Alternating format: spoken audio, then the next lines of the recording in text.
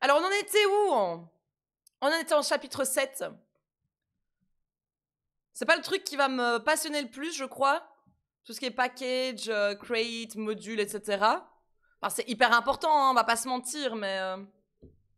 Bienvenue, Oh, Code Pot. Il est trop beau ce pseudo. Merci beaucoup, Cœur de Hibou, pour ton follow. Bienvenue, Code Pot. Ça parle vexillologie.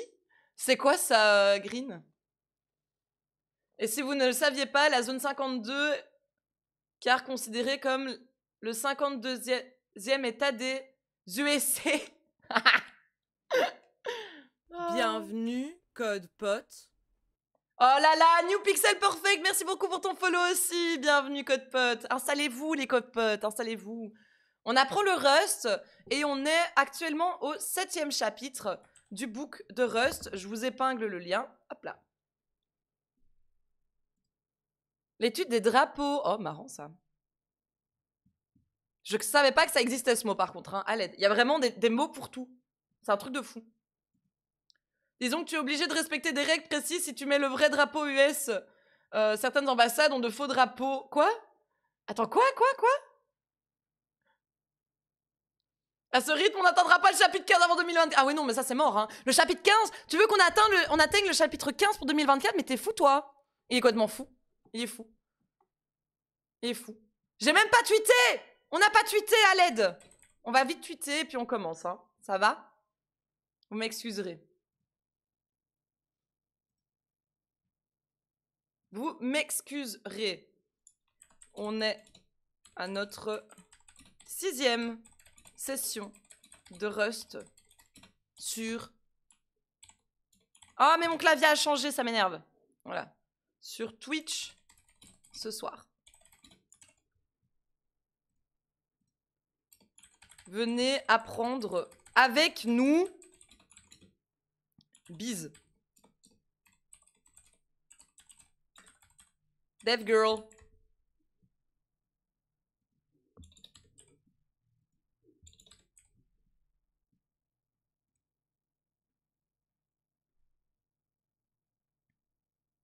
Oui, chapitre en 4 semaines, c'est possible. Vous êtes des fous, vous. En live? Vous êtes fous, hein. Vous êtes vraiment beaucoup trop optimistes, hein. Aïe, aïe, aïe, aïe, aïe. Attendez, je mets quand même sur Insta aussi, hein, parce que bon, j'ai promis que que je mettais tout, donc faut que je le fasse, hein. Ce serait cool quand même. Story Instagram. Voilà, hop là. Je mets juste le lien de ma chaîne et puis je suis à vous, les codes potes, en TV/devgirl. Alors j'ai mis Deg. Devgirl. Deggirl. La meuf Deg. Wouhou. Oh, allez, il y a des bugs, ça me saoule. Sur twitch.tv/devgirl. Twitch. C'est bon? Pourquoi ça charge? Qu'est-ce qui doit charger? Ça me saoule là. Eh, vas-y, ça me saoule là. Eh, vas-y, je suis tendue là. Je suis tendue. Voilà.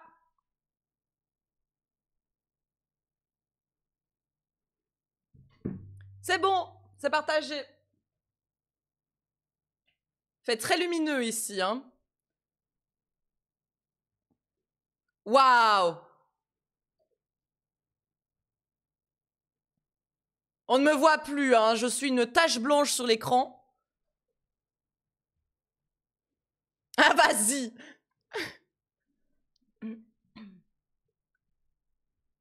Ah, vas-y. Ok, on est parti. C'est bon, c'est fait. Let's go.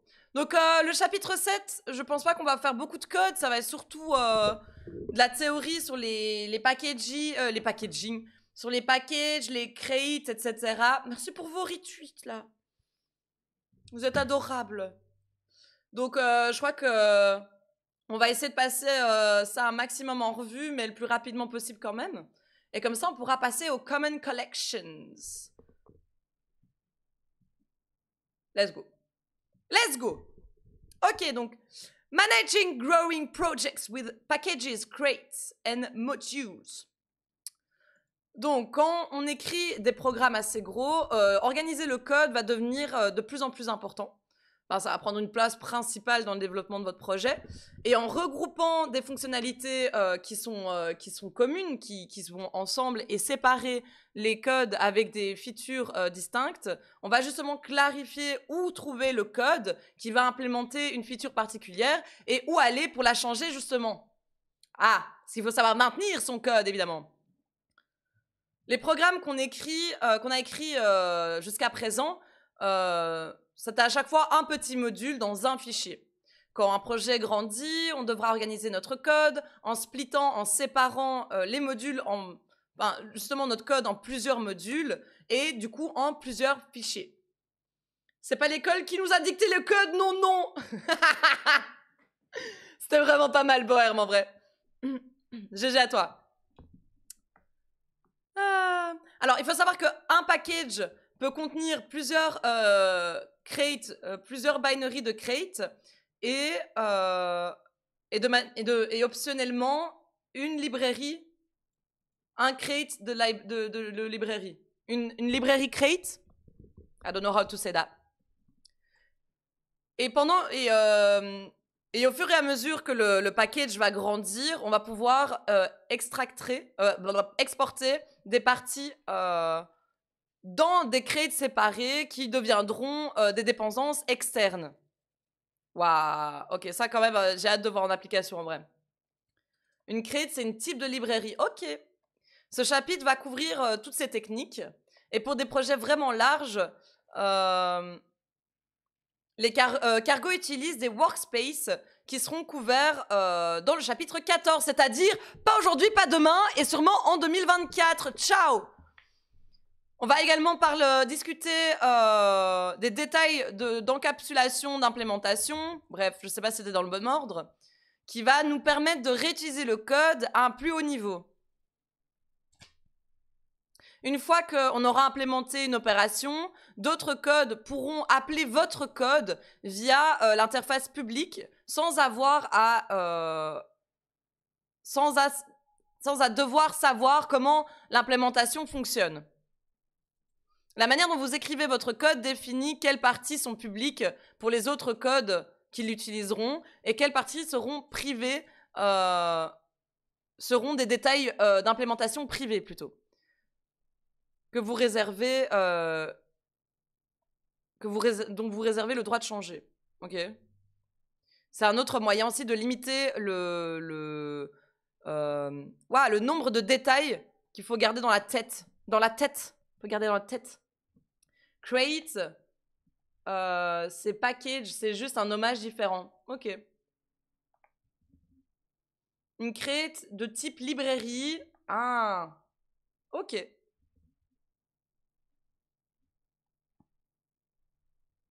Alors, Rust a de nombreuses features qui nous permettent justement de manager l'organisation de votre code, ce qui inclut quels détails seront exposés, quels détails seront privés, et quels noms dans quel scope dans votre et quels noms seront dans chaque scope dans votre programme. Ok, ces features nommées de manière collective, sont généralement nommées module système, incluent les packages. Donc c'est une feature de Cargo qui va nous laisser construire, tester et partager des crates. On a les crates, qui est un arbre de modules qui va produire une librairie ou un exécutable, ok. Modules ou use,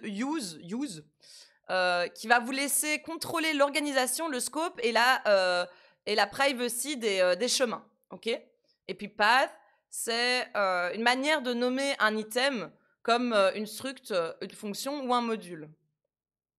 Ah ça c'est bizarre par contre d'utiliser le mot path pour ça. C'est un peu bizarre je trouve. Ok, dans ce chapitre on va couvrir tout ça. Ok grand.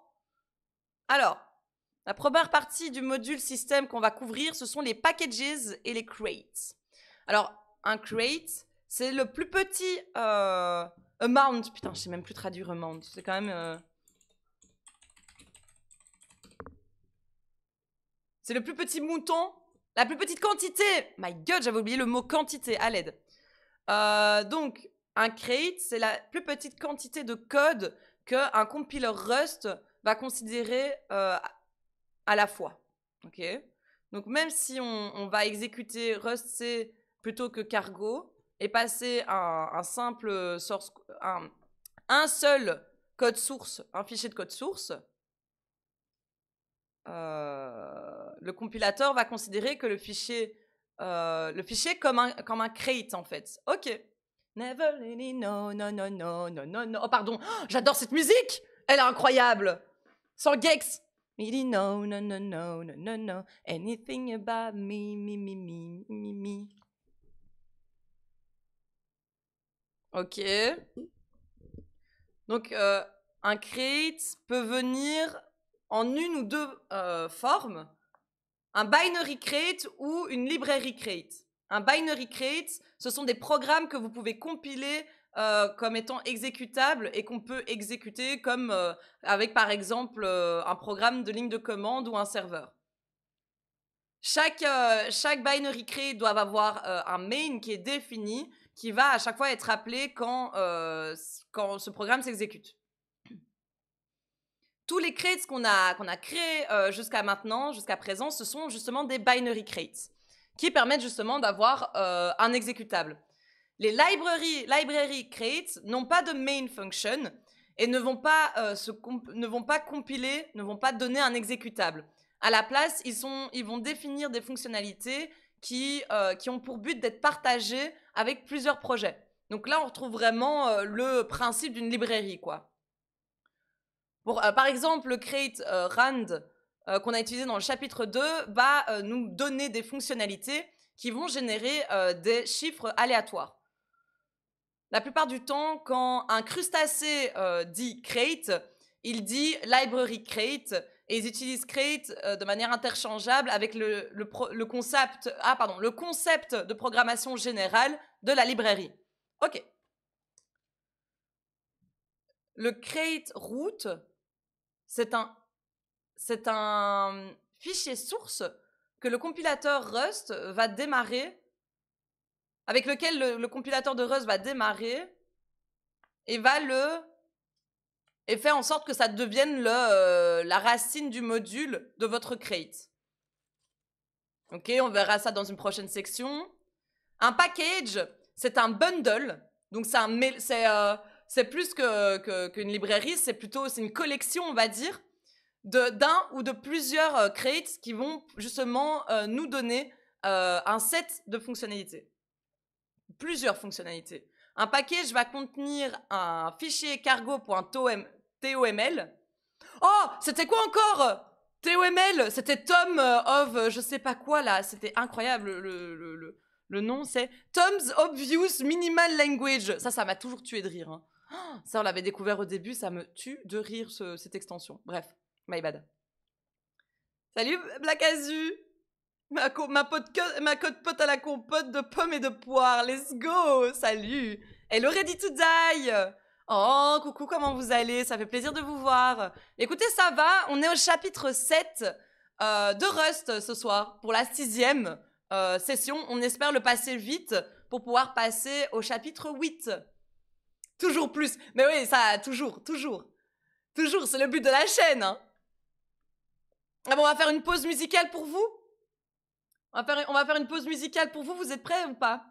C'est vrai que vous connaissez bien la chaîne, donc il faut que je vous fasse écouter ce que Théro nous a pondu. Et puis, ça fait toujours plaisir, une petite pause musicale, non?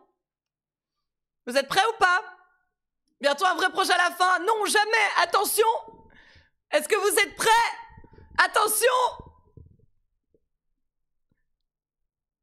Ok.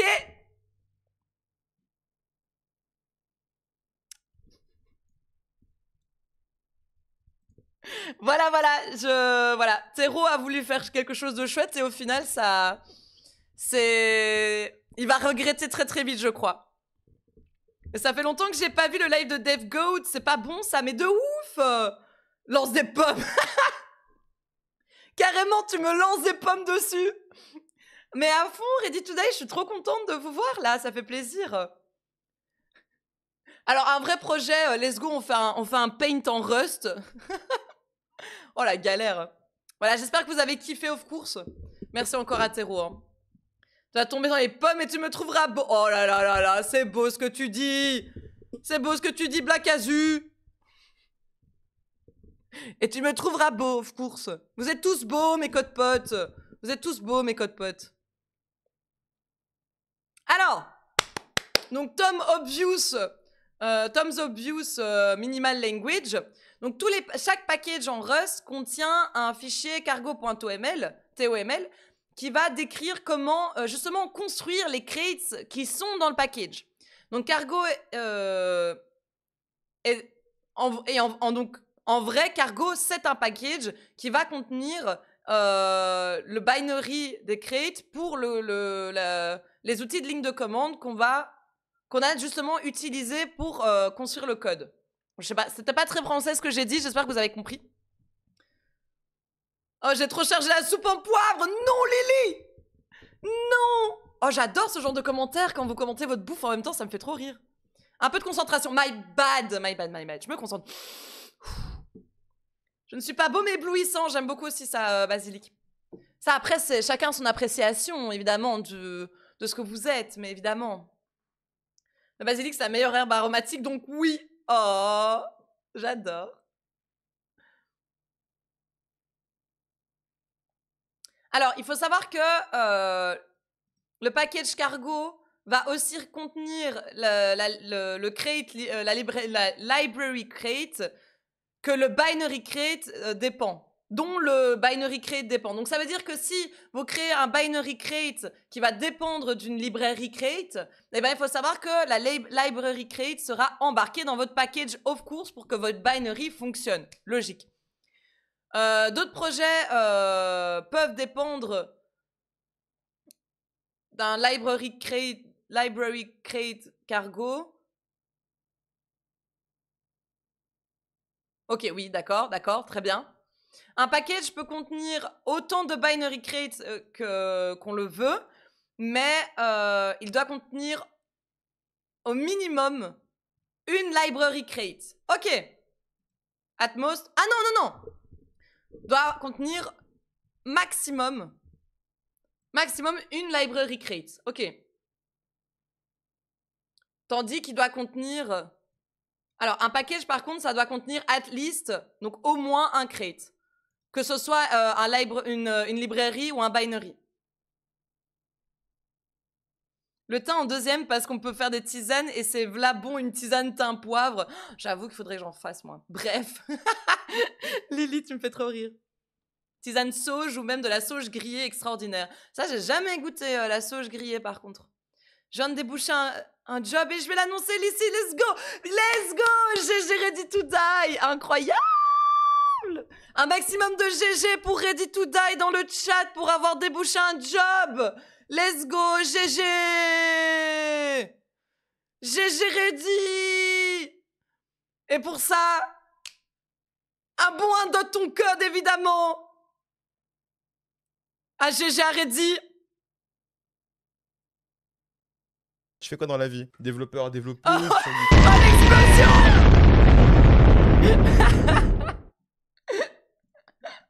C'est chaotique. Je gère tout à la souris, donc c'est chaotique, je suis désolée. Oh, c'est très très drôle. Oh, coucou Mock, comment tu vas? Tu es ready to work? Oh, j'avoue. Ah, j'avoue, c'est une bonne question. C'est quoi, c'est dans le code, du coup, ready to die? On éclate tout ici. Ah, mais de ouf, de ouf. J'ai mal timé l'explosion, je voulais la mettre sur là dans ton code. C'est dur aussi de gérer ça, Lily. C'est dur, franchement, t'as bien tenté, c'était une bonne idée. Les code goats. Bah, ça va super, hein, Mock, comme d'hab. Hein. Et santé, un basilic. Que tout le monde boive de l'eau, s'il vous plaît.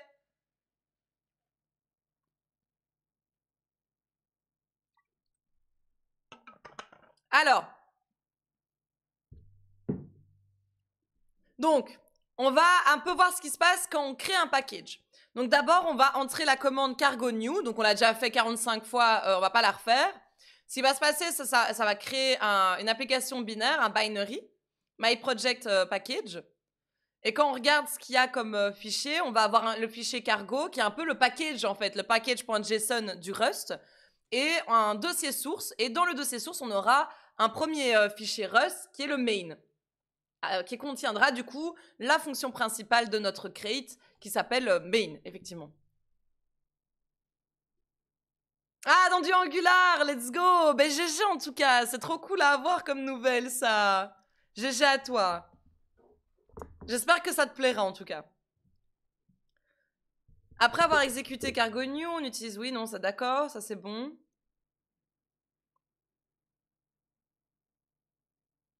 Donc cargo va suivre une convention que source, donc le fichier main dans le dossier source est le create root d'un create binary avec le même nom que le package. Donc de la même manière, cargo sait que si le package directory contient source/lib.rs, le package contient une librairie, un library create avec le même nom que le package et source/lib.rs est le create root. Cargo va passer le create root, les fichiers de create root au compilateur, donc rustc, pour justement construire la librairie ou le binary, ou le binaire. Ici, on a un package qui va contenir seulement main.rs, donc ce qui veut dire qu'on a qui contient seulement un binary crate nommé myProject. Si un package contient source main.rs et lib.rs, ça veut dire qu'il y a two crates. Ça veut dire qu'il y a deux crates. Un binaire et un libraire. Oh putain, ça va vraiment pas. Alors, il y a un binaire et il y a un libraire qui rentrent dans un café. À l'aide. Tous les deux ont le même nom que le package. Un package peut avoir plusieurs binary crates en plaçant les fichiers dans le source bin directory. Ok. Ça, je vois, du coup, c'est sympa de définir ce que c'est un crate, hein, ça fait du bien. Alors, définir des modules pour contrôler le scope et la privacy. La privacy. Dans cette section, on va parler justement des modules et d'autres parties du module système appelé paths. Merci beaucoup, pas dans ça. Pas dans ça, c'est quoi ça? Merci beaucoup pour ton follow, bienvenue CodePote. En vrai, je suis trop hype. La dernière version annonce un futur très prometteur, alors que puis-je dire à part let's go. Mais oui, j'ai vu ça sur Twitter, la nouvelle version d'Angular. Alors que moi, personnellement, Angular, j'en ai fait un peu, mais ça me sort par les trous de nez. Je sais pas comment vous faites. C'est un truc de fou. Ça me sort par les trous de nez. Mais j'ai hâte de voir ce que ça va donner. Et quand elle sera sortie, pourquoi pas la tester en live, en vrai, hein, sur la chaîne. Ce serait cool, en vrai. Très, très chaud de tester ça. Alors, dans cette section, on va parler des modules et des autres parties du module système appelé path, qui va nous permettre de nommer des items avec le keyword use qui va justement amener un path dans un scope. Et le pub keyword qui va rendre un item public, donc pub pour public. On va également parler du as keyword, des packages externals et de l'opérateur globe, pour global j'imagine. Donc d'abord on va commencer par avec une liste de règles pour une référence facile quand on organise le code dans le futur. Ok. Alors, modules cheat sheets, let's go. Ici on va vous donner un référentiel rapide sur comment les modules, les paths et le use keyword et le pub keyword fonctionnent dans le compilateur et comment la plupart des développeurs, donc crustacés, organisent leur code. On va aller à travers des exemples et pour chacune de ces règles pour justement illustrer tout ça. Et c'est une bonne place pour... en tout cas, c'est chouette de retenir cette page. En tout cas, si vous n'êtes pas sûr de ce que signifie l'un ou l'autre truc, quoi. DevGirl qui teste Angular, j'ai hâte. Let's go. Salut le Piou, comment tu vas? Ça fait plaisir de te voir ici. Salut Ipario, comment tu vas? Alors, en AI, en intelligence artificielle, je n'ai pas... je connais de manière théorique, mais je n'ai jamais vraiment appris l'AI. Donc, c'est un projet. J'ai vraiment très, très envie. D'ailleurs, j'ai envie de refaire un master, justement, en intelligence artificielle. Ah bah alors quoi? En AI? Ah oui, putain, j'ai mal lu! Eh ben, tu sais quoi? Tiens, un prout.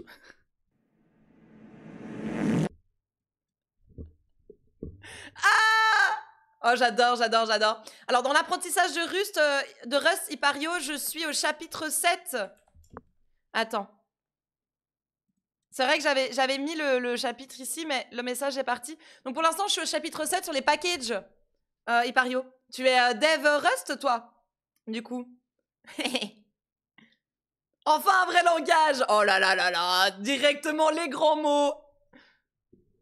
Ça colle encore! Oh! Quoi? Qu'est-ce qui colle? Oh. Bon ben c'est bien, j'aurais fait une bonne première impression, non, à Ipario? Moi aussi j'ai cru qu'il parlait d'AI, mais tu vois? Tu vois? Je tiens à dire que tu en es, c'est ES, ok?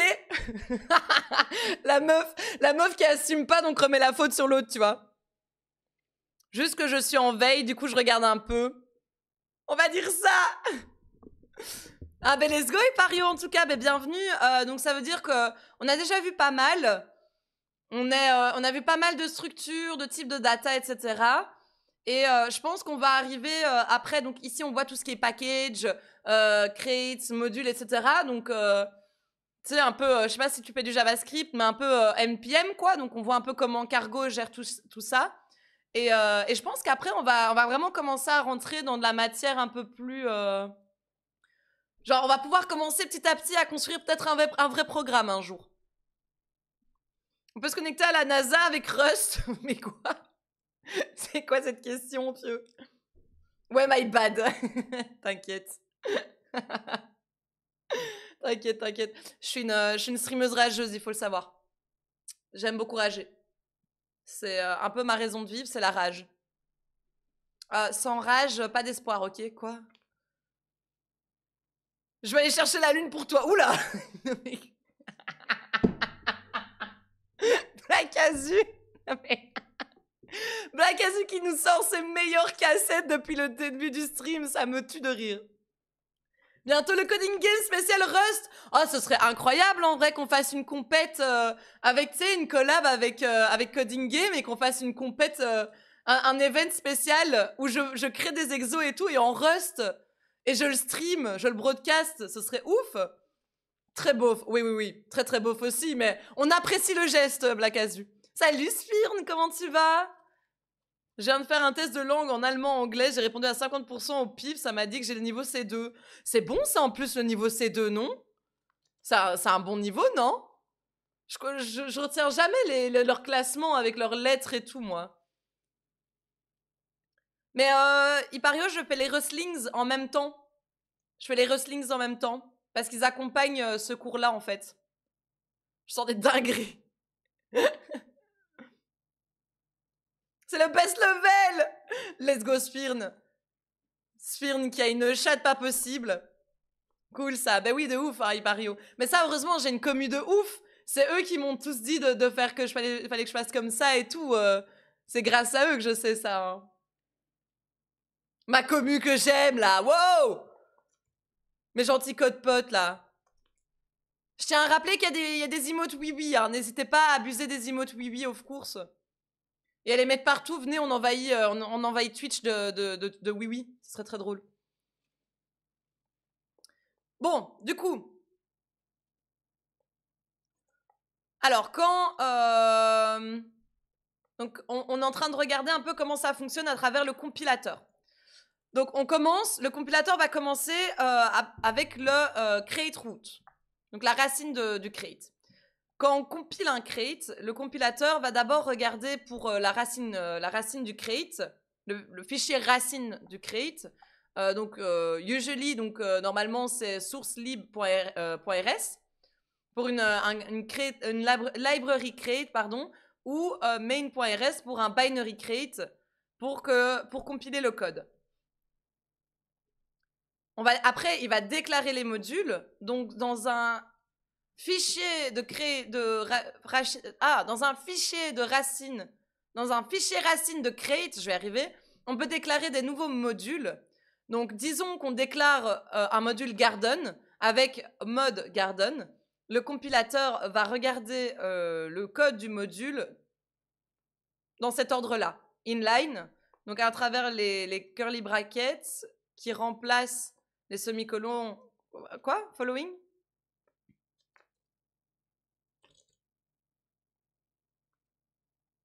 Ah, d'accord. Donc, d'abord, il va regarder en inline. Donc, voir si la définition du module garden est dans le fichier, donc à l'intérieur de curly brackets à la place du semi-colon ici.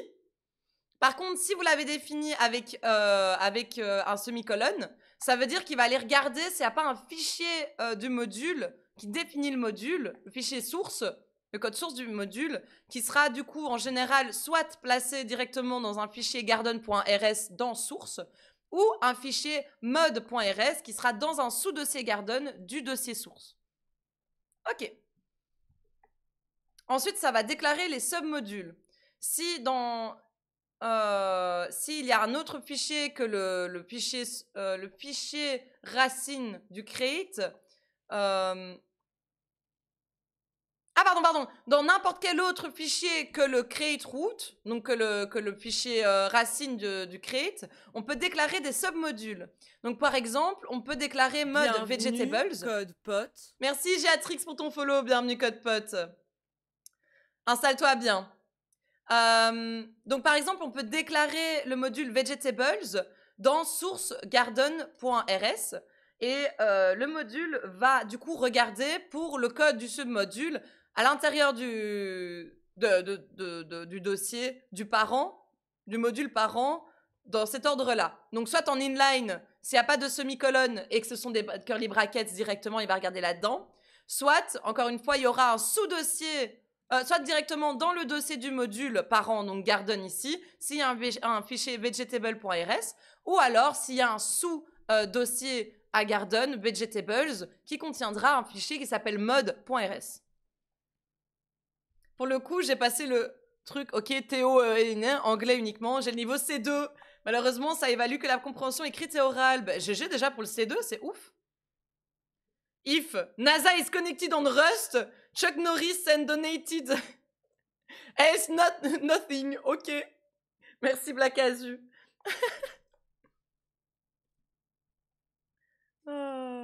Muspirn, c'est le GOAT. Hein. D'ailleurs, DevGirl, comptes-tu essayer du Golang un jour? Ouais, de ouf aussi. De ouf. Après, il paraît que c'est pas ouf niveau gestion mémoire et tout, non? Lily, tu n'avais pas dit quelque chose sur Go par hasard? Il n'y avait pas un logiciel du genre Discord qui avait été écrit d'abord en Go puis réécrit en Rust ou une connerie du genre? Go, ça gère bien la mémoire ou pas? Je ne sais plus du tout. Connais pas les commandes! Ouh là là! Tu veux connaître quoi comme commande, Ipario? C'est vrai qu'il faudrait que je lise mes commandes, moi. Il n'y a pas un truc genre wisebot command to list all commands.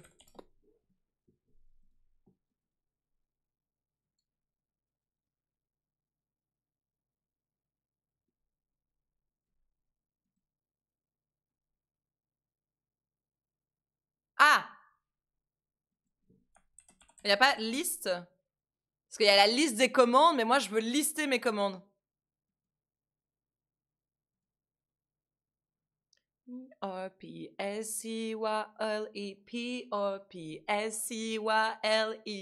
I'm a party girl, I'm a party girl, I'm a party girl, I'm a party girl. P-3, 4, 5, 6, 7, 8. J'adore cette musique. Comment j'ai réussi à changer le sujet du stream? Ah, pas mal, Ipario! Ah, ben voilà. Merci beaucoup, Basilic. Incroyable. Mais voilà, Ipario. Ouh là la musique.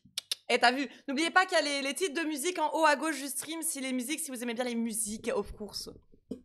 Alors, ensuite, quand on a déclaré les modules et les submodules, ce sont les chemins du code dans les modules. Donc, une fois qu'un module fait partie de votre crate, on peut justement... Code pote. À des fesses. Merci beaucoup pour ton follow, en tout cas. Bienvenue, Code Pote. C'est un jeu de mots avec fesses ou pas? Vive les fesses.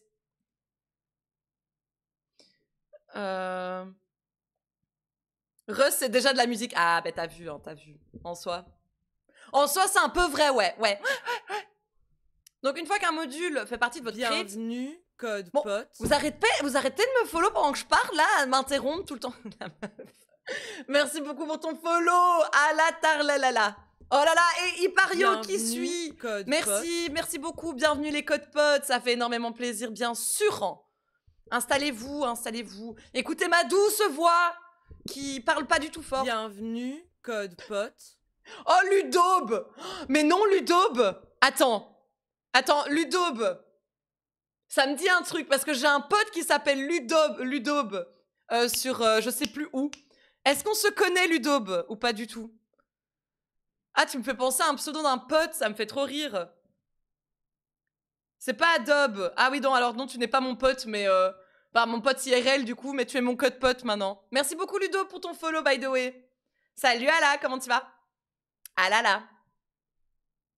C'est pas Adobe. Ah mais non, mais Ludaube, moi j'adore, ça me fait trop rire. Does she actually do any coding? No! No! We are learning tonight, okay? We are learning. So chill. Occasionally. Oh, ça va. Hein? Oh, ça va. Mais là, c'est de la théorie, donc... this is theory, like, this chapter is really a lot of theory. So, sorry, I'm not really coding for this chapter. So maybe the next one, we're gonna code a little bit. I hope so. Ils ont revu le modèle de mémoire de Go pour le rendre aligné sur celui de Java et C++. Ah, ok, let's go. Maybe in 50 years. Allez. D'ailleurs, j'ai l'impression qu'on est une des chaînes qui code le plus, hein, by the way. Quand je code, par contre, je code, quoi. Vous n'avez pas commencé à râler, là. Vous me faites rire. Donc, une fois que le module fait partie de votre crate, on peut justement se référer... On peut justement, importer le code du module depuis n'importe où dans le same crate. Aussi longtemps que les règles de privacy l'autorisent. En utilisant le chemin du code. Le chemin au code, quoi. Vers le code. Donc, par exemple, on a Asparagus, qui est un type dans le Garden Vegetable module, pourra être trouvé à crate, :garden, :vegetables, :asparagus. Elle aide mon chien monte sur mon clavier. Oh non! C'est pour ça que tu m'as follow. C'est pour ça que tu m'as follow, en fait. Je suis si déçue. Moi qui pensais être enfin populaire. Private vs public. I believe she can do it. I think I can code, okay? I think I can. C'est pour ça, faute du chien. Après, look at that. This is only a hater. Are you a hater, Bunty? Are you a hater? Because you only said that, and then after you'd say nothing else. What? Where are you? Come back. Come talk with us. I don't understand. Come. I can show you my medals if you want to. I can show you my coding medals if you want to.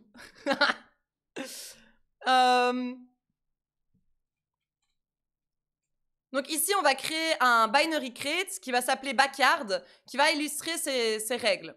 Donc on a le dossier, on a le crate directory qui est également appelé backyard, qui va contenir ces fichiers et ces dossiers. Ton chien est un dev dog. Oh, let's go.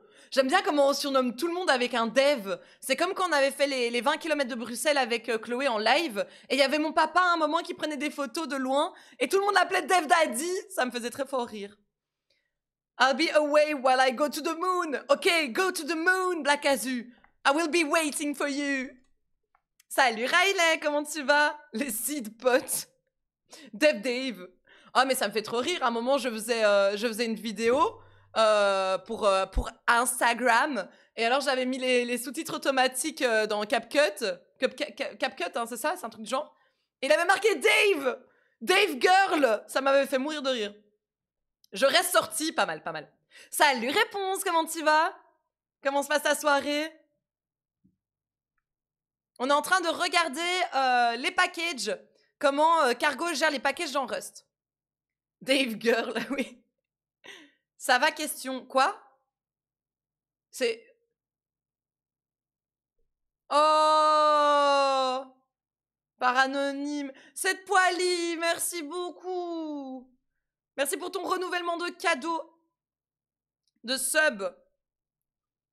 Je sais pas pourquoi on n'a pas une vraie annonce, mais... Merci beaucoup, cette poilie. Tu régales. Alors, du coup, ici, on voit l'organisation des fichiers. Donc, on a notre dossier Backyard qui va être notre package. Enfin non, c'est un binary crate qui est appelé Backyard. On aura notre cargo TOML. Et alors, vous avez un cargo.log quand vous avez build pour une première fois, pour la première fois votre crate.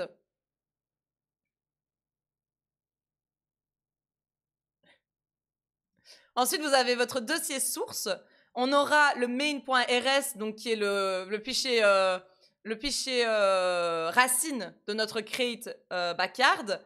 On va après avoir garden.rs qui sera un dossier, qui sera le fichier d'un module. Et on aura également un dossier qui contiendra un fichier vegetables.rs qui sera le sous-module du module garden. Il date lui Dave. C'est qui Dave en fait? Parce que j'ai même pas la ref. Pas la ref de Dave. Alors la racine du crate, le fichier racine. Ah bah.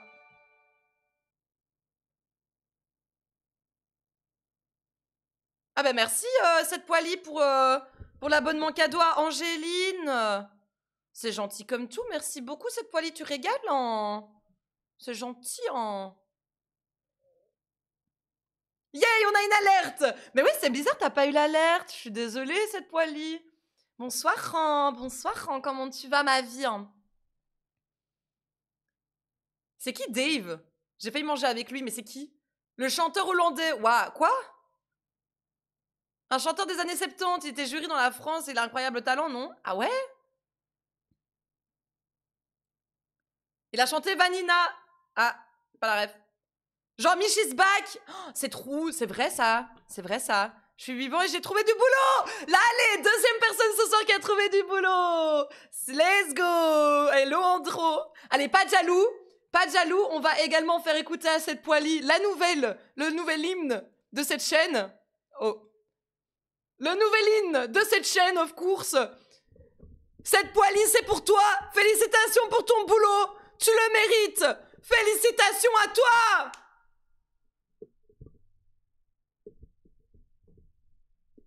Ah, je m'en lasse pas!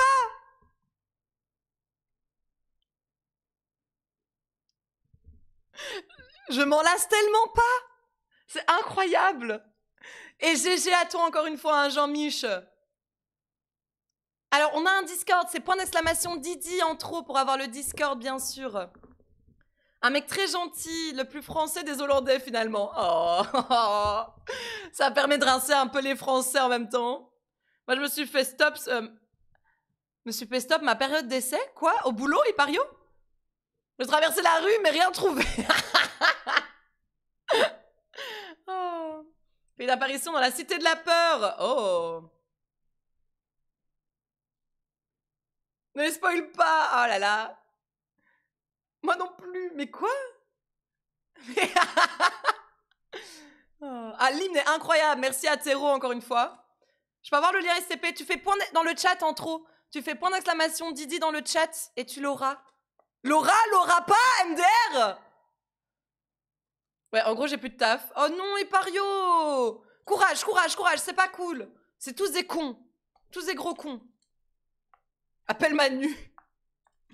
Je cherche un poste back-end Java en Suisse. Si t'as des contacts, je suis preneur. J'ai pas de contact malheureusement pour ça, je suis désolée. Pas de soucis en trop. Mais ouais, force à vous, vous êtes les meilleurs, vous savez. Ah, j'avoue. Bienvenue, code pote. Merci beaucoup, Artisan de l'Enfer, pour ton follow. Bienvenue, code pote. Faudra absolument qu'on fasse un... Mais d'ailleurs, il y a pas We Love Dev. Je sais pas si vous connaissez. C'est une plateforme pour chercher un emploi en tant que dev. J'ai rencontré... je les ai rencontrés un peu. Ils sont vraiment chouettes. Et ils font attention aux gens et tout. Ils accompagnent et tout. Donc, je mets le lien dans le chat si vous voulez. C'est vraiment une très très chouette équipe par contre. Si j'avais des contacts, je chercherais pas du taf à l'aide. Je touche un peu à tout, sauf au CEC++. Ok. Il touche pas au CEC++. Mais pas dans l'informatique. Dans quoi, Basilic? Ah, Mike. Mais bien sûr que Mike est un dev. C'est un streamer dev. N'hésitez pas à aller le follow, of course. Petit shout out. Par contre, je connais pas ton pseudo par cœur, c'est une catastrophe. Dreaman.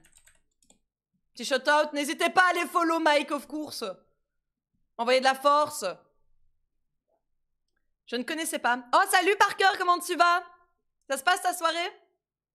Je vais regarder ça, je vais tester. Let's go. Par contre, c'est en France. J'aurais dû préciser ça avant. Ah, peut-être que c'est pas qu'en France, par contre. À voir, à voir. Je vais trouver, c'est un métier très recherché. Mais c'est vrai, ça. Et le dev extrêmement cool, mais les recruteurs répondent pas systématiquement. Bah, malheureusement, c'est un peu le cas pour tout, hein, malheureusement, Mike. Architecte d'intérieur. Oh, waouh, Basilic, tu reviens refaire mon appart, hein. La meuf. Avec plaisir, Mike. Tu le mérites tu le mérites beaucoup. Ah, d'ailleurs, en parlant de C++, est-ce que quelqu'un connaît de bonnes alternatives à Qt? Moi, non. Moi, je connais une bonne alternative, le Rust. Fais un post LinkedIn, on aura tous like et comment. Oh, j'avoue. Tranquillement, et toi? Ouais, moi, je suis en forme, là. Je suis en forme. J'ai fini en PLS aujourd'hui à cause de mes règles. Là, je suis en forme, quoi. Waouh! Mais attendez pas. Moi, je pensais commencer mon stream en disant, alors écoutez, je pense que je vais pas arriver à faire le stream jusqu'à 22h. Là, j'ai envie de le faire jusqu'à 23h. Est-ce que c'est bon pour vous? Ok, voilà. Du coup, je vais bien, ouais. Ouais, du coup, ça va. Je vais pas faire un post LinkedIn comme quoi ils ont décidé de sommer ma période d'essai. Oui, faisons un comme quoi tu recherches un job, of course. Hein. En période de fête, c'est vrai que, waouh, c'est chaud en vrai. J'avoue, ouais, c'est une bonne alternative au final pour mon projet. Oh, moi je dis ça pour rire, mais si ça te convient. Allez, on s'y remet un peu. Donc on avait vu l'organisation des fichiers dans un crate avec des modules et des sous-modules. Et donc par exemple ici on a le fichier source de main. Et on voit par exemple on peut utiliser du coup le sous-module on peut utiliser, pardon, c'est pas un sous-module mais c'est marqué où? Ah, c'était marqué où? C'était marqué là, ici. Un item. On peut justement importer un item, utiliser un item qui est souvent utilisé, le mot-clé, le keyword utilisé pour les items, ça va être plus un path.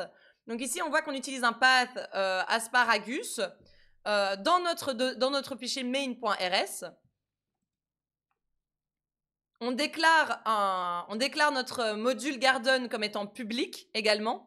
Et puis, on peut utiliser la struct asparagus dans notre code.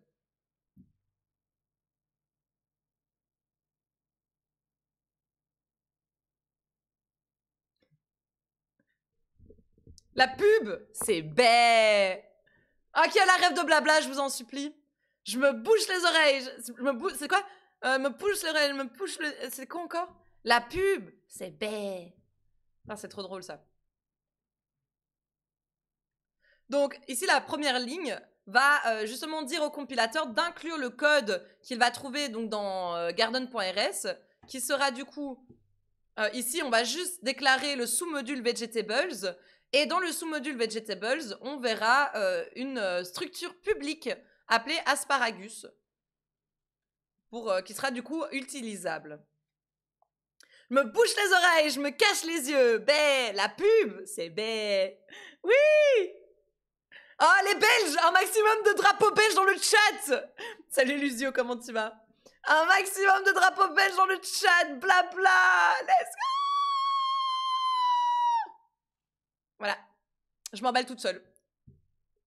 Je ferai un post demain pour le coup. N'hésite pas à le partager sur le Discord. Tous ceux qui font ça et qui demandent qui veulent de la force et tout sur LinkedIn, n'hésitez pas, hein. N'hésitez pas, avec plaisir. On essaye de vous donner de la force et de la visibilité, of course, hein. Moi, je suis pas en mode... Allez, on a le droit de s'entraider, de demander des likes, des republications et tout. Je trouve que ça se fait de ouf.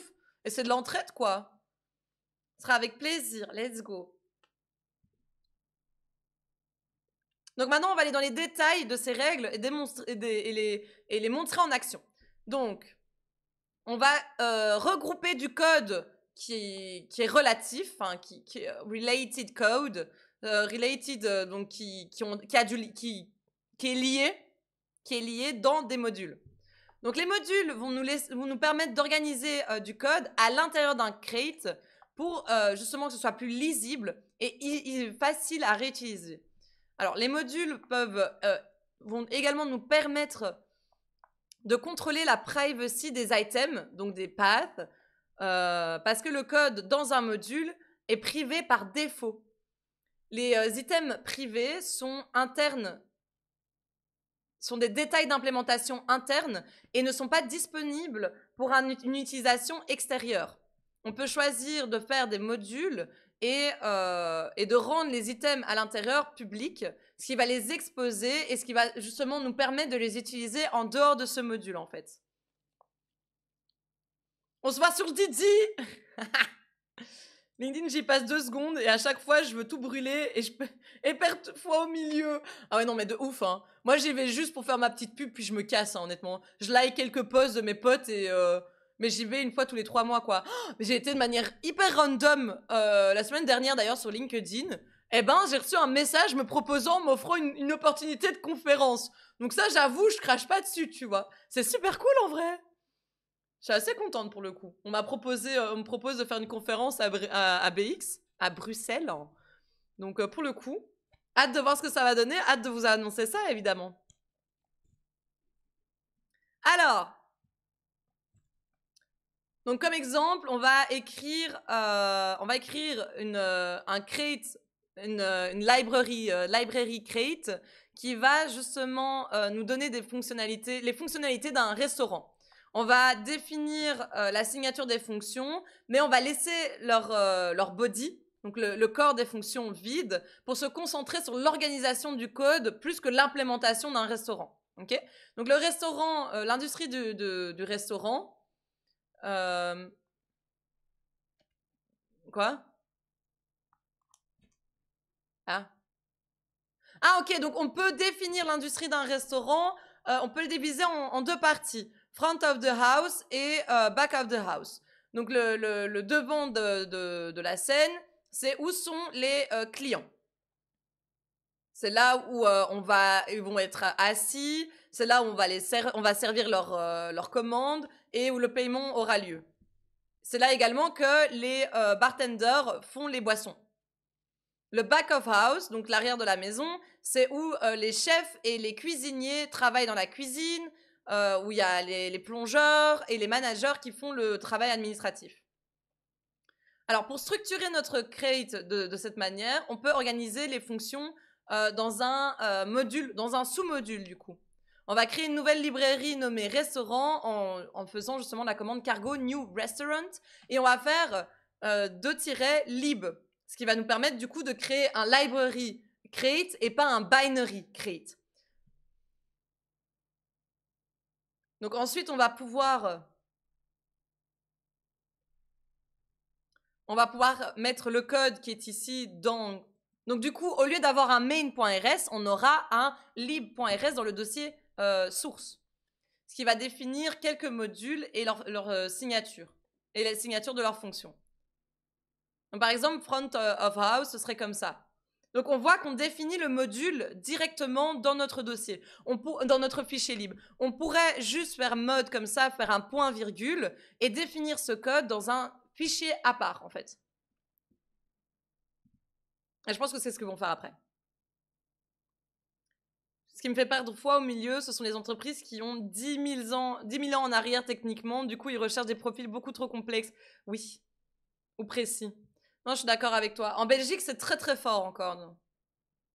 J'avais eu un compte promo à vie pour un grand vignoble suisse, mais j'ai perdu le message. Mon seul regret sur ce site. Mais non, mais enfin, Basilic, tu es fou. Basilic, tu es fou. Bon, c'est pas que j'aime pas le Rust, mais Romain fait un refactor de code sur Adonis. Ça roule. A plus, Ipario. Merci beaucoup, en tout cas, d'avoir été là. Enfin, bon, tu sais dire coucou à Romain de ma part, STP. J'étais toujours là. N'hésitez pas à dire coucou à Romain de ma part, of course. Donc, on va définir un module avec le keyword mode, of course, suivi par le nom du module. Donc ça, on a déjà expliqué et tout. Et donc, on voit qu'on peut réorganiser, en fait, au lieu d'avoir simplement de tout définir dans le fichier lib, on peut directement définir, en fait, on peut créer des dossiers, des sous-dossiers pour avoir une meilleure vue, une meilleure organisation, en fait, des modules. Donc, on voit qu'on a notre create, qui va être le restaurant. On va avoir un premier module front of house, qui est ici, vous voyez.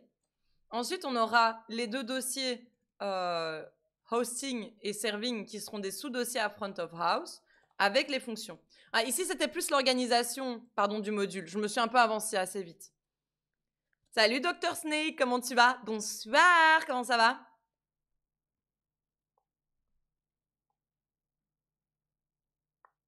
Sauf que c'est plus... Ouais, c'est ça. Ça sert à quoi le Rust? Question bateau, je suis débutant. Oh, mais je comprends, mais t'inquiète pas, Parker. Alors Rust, en vrai Rust, tu peux faire à peu près tout ce que tu veux avec Rust. C'est un langage de programmation assez flexible pour le coup.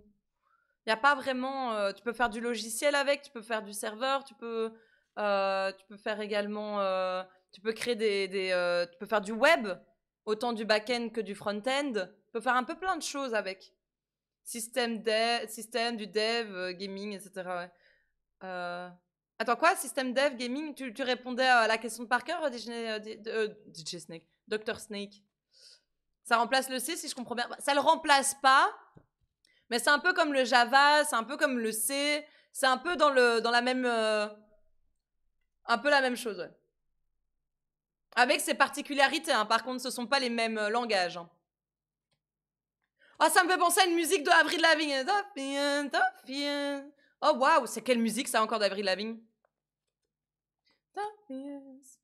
Des gens de PHPMyAdmin l'utilisent pour aider au développement de l'outil quand ils bossent sur de larges bases de données. Ah ouais? Salut Delta, comment tu vas?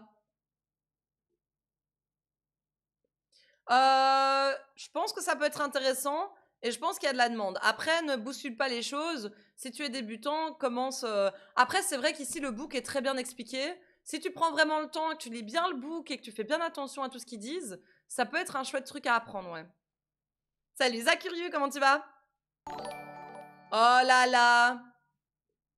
Je lurk qui lurk, que je vais me faire à manger love you dev girl.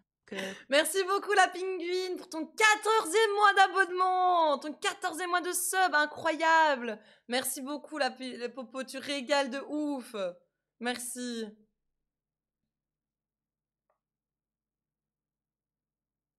Tu vas pas mettre Java ici au même niveau quand même. Non, je ne dis pas ça à l'aide. Oh là là, je me mets dans la sauce toute seule. C'est fort et rapide niveau calcul, ouais. J'aime beaucoup le langage, ça commence à être utilisé à la place de C pour faire des librairies pour Python dans mon domaine. Oh! Oh, Bebou, merci beaucoup, tu régales. Merci aussi beaucoup pour ton lurk, hein, évidemment. Passe une très très belle soirée. Bon appétit à toi. Parce que Panda CC est écrit en Rust. Oh là là, Jean-Mich! Jean-Mich cherche les ennuis aussi. Ne m'attaquez pas, attaquez Jean-Mich, s'il vous plaît. C'est dur à apprendre ou ça va? C'est dur, par cœur. C'est pas facile, mais c'est tout à fait faisable. C'est pas facile, mais c'est faisable. C'est pas facile, mais c'est faisable. Si tu t'accroches, let's go. Après, moi, je te conseillerais peut-être un autre langage au début. Genre du Java, du C# ou quoi. Un peu plus facile quand même à apprendre, mais qui reste typé et qui reste un gros langage. Jean-Mi cherche les crabiches. Oh, l'aide, j'adore. WordPress, Rust Edition. Bon, allez, on continue, hein. Ok, allez. Donc, cet arbre montre comment le module est justement nested à l'intérieur l'un de l'autre. Donc, en fait, ça pourrait représenter également l'arbre de fichiers du module. Sauf que add to waitlist, sit at table, ce ne sont pas des fichiers, mais ce seraient des fonctions définies dans le dossier qui définit le sous-module, le sous-sous-module hosting de front of house, par exemple.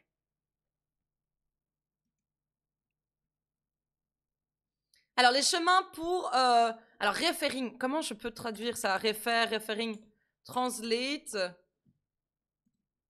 refer, se référer, ok. Et referring, référent, ok. Les pages référant à un item dans l'arbre de module.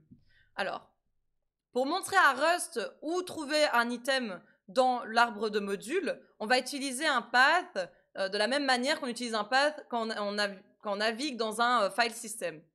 Et pour appeler une fonction, on a besoin de savoir son path.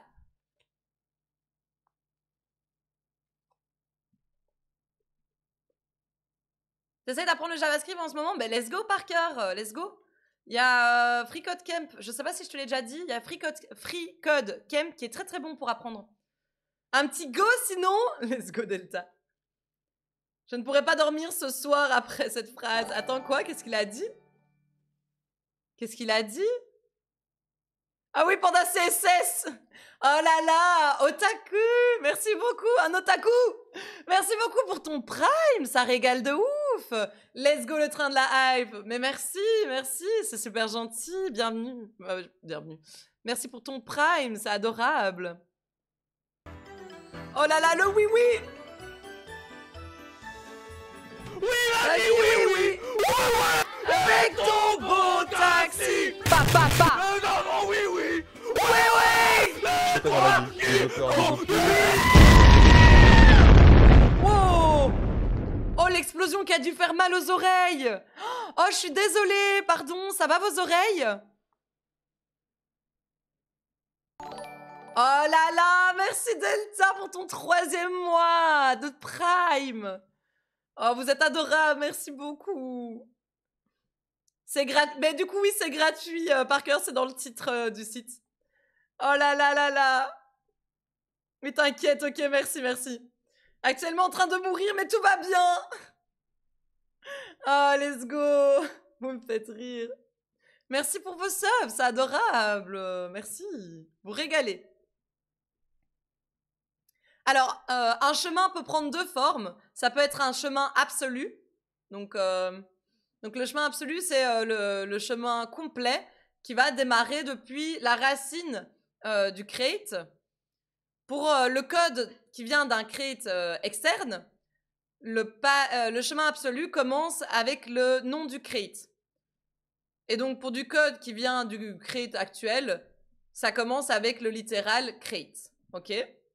Et un chemin relatif commence avec le module actuel et va utiliser self, super, ou un identifiant du module actuel. Ok?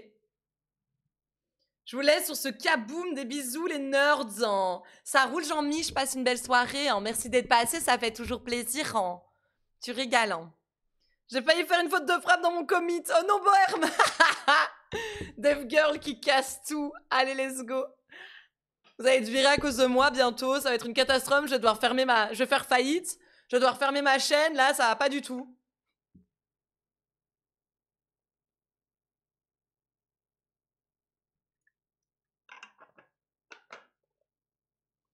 Alors, chacun des 2 types de chemins sont suivis par un ou plusieurs identifiants qui sont séparés par des doubles colons.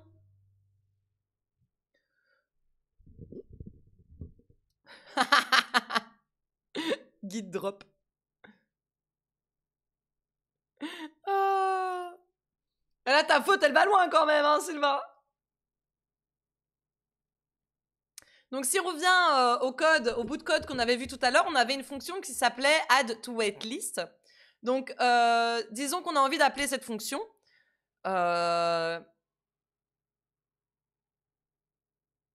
Ok, donc on va montrer deux moyens d'appeler la fonction add to waitlist dans une nouvelle fonction eat at restaurant qui sera définie dans la racine du create.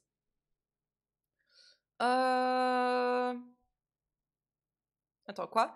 Donc les deux paths qu'on voit sont corrects, donc ici. Mais il y a un autre problème qui reste. Il y a un autre problème qui reste qui va justement prévenir cet exemple d'être compilé as is, tel quel. On expliquera plus tard, ok? La fonction eat at restaurant fait partie de notre API publique de la library crate. Donc, si on la marque avec, parce qu'on l'a marqué avec le mot-clé pub pour public.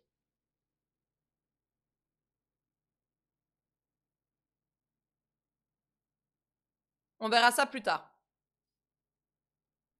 Faute d'orthographe dans un commit, c'est la pire des choses que tu peux faire. Ouais, c'est à peu près. C'est vrai, j'ai de gros problèmes dans ma vie. Oh, l'aide. Alors, donc normalement, ces deux chemins sont corrects. On va avoir create, front of house, hosting, add to waitlist. Ok? Parce qu'on voit bien qu'on a le module front of house et puis on a le sous-module hosting. Ok? Ensuite, on peut avoir également un relative path qui va être front of house. Donc, on va directement cibler le module et puis hosting et puis ensuite notre fonction. Et c'est la fin du train de la hype. Merci beaucoup pour votre train de la hype. Vous êtes adorables. Ça fait trop plaisir. Merci encore beaucoup. Donc, cette première ici, ce premier chemin, ça va être un chemin absolu. Et la fonction est définie dans le même crate que eat at restaurant. Ce qui veut dire qu'on utilise le mot crate pour commencer un path absolu. Ensuite, nous allons inclure chacun des modules successifs jusqu'à ce qu'on puisse avoir notre fonction add to waitlist. Donc, front of house, ici, puis hosting, et puis on a notre fonction. On peut imaginer un file system avec la même structure. Ok?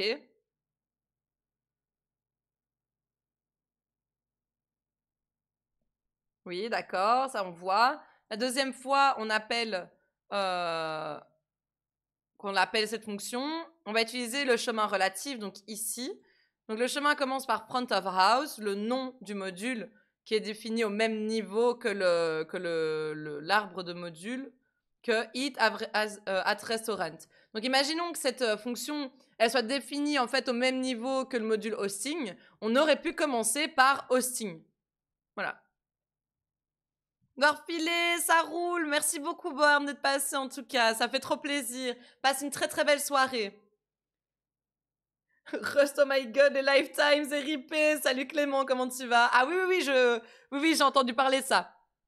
J'ai entendu parler ça, mais c'est loin, on n'y est pas encore. C'est où? Ah, c'est chapitre 10.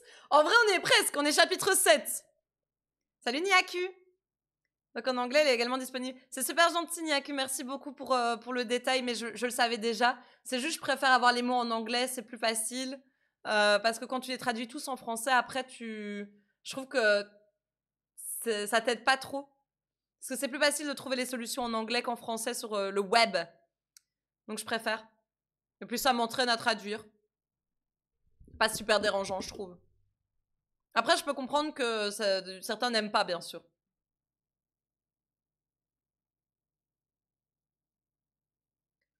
Nanana.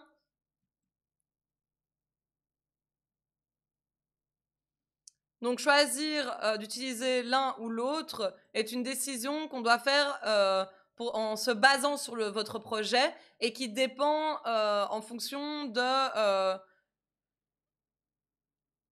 on va avoir tendance à bouger la définition de l'item séparée de ou ensemble avec le code qui va l'utiliser. Waouh, wow, wow, wow. C'était compliqué cette phrase. J'aime bien ta nouvelle couleur de cheveux, couleur frite. Mais quoi? D'où j'ai une nouvelle couleur de cheveux? J'ai pas de nouvelle de couleur, j'ai pas... Ah oui, non. Oui, non, non, c'est... Non, oui, c'est mon ancienne couleur qui refait surface. Faudrait que je revienne sur mon ancienne... C'est un peu compliqué mes cheveux pour l'instant, ok? Soyez gentils. Alors. Merci pour le lien, Greg. Pour ceux qui veulent le livre en version française, n'hésitez pas, le lien est dans le chat, of course. Donc par exemple, si on bouge le module front of house et la fonction eat at restaurant dans un module appelé customer experience, on va avoir besoin de mettre à jour le path absolute pour add to waitlist. Ah ben oui, du coup. Ok. Mais le path relatif restera par contre valide. Par contre, si le chemin de add to waitlist, le chemin d'appel de la fonction wait add to waitlist reste le même, mais que le chemin relatif aura besoin d'être... Attends, pardon, waouh, j'ai sauté une ligne. Par contre, si on bouge la fonction eat at restaurant séparément dans un module appelé dining, le chemin absolu vers la fonction add to waitlist reste le même. Par contre, le chemin relatif devra être updaté. Bienvenue, code pote. Merci Blacktor pour ton follow. Bienvenue code pote, ça fait plaisir. Merci beaucoup, installe-toi bien. J'avais fait le tuto Rust il y a 2 ans, j'ai tout oublié. Ah bah bravo Clément. C'est du beau ça.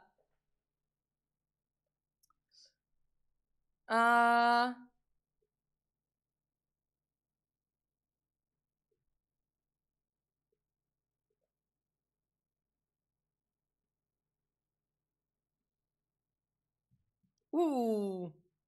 Oh, la musique est très très bien là. Oh, la musique est très très bien. Notre préférence en général, c'est de spécifier le chemin absolu parce que ça a plus de chances. Parce qu'on a plus. On aura plus tendance à vouloir bouger des définitions de code et des items et que les items s'appellent de manière indépendante l'une à l'autre. Et maintenant, si on essaie de compiler du coup ce code, on va avoir quand même une erreur et on aura un conflit entre le fait que un module est privé et que la fonction ici est publique. Ici, hosting, c'est un...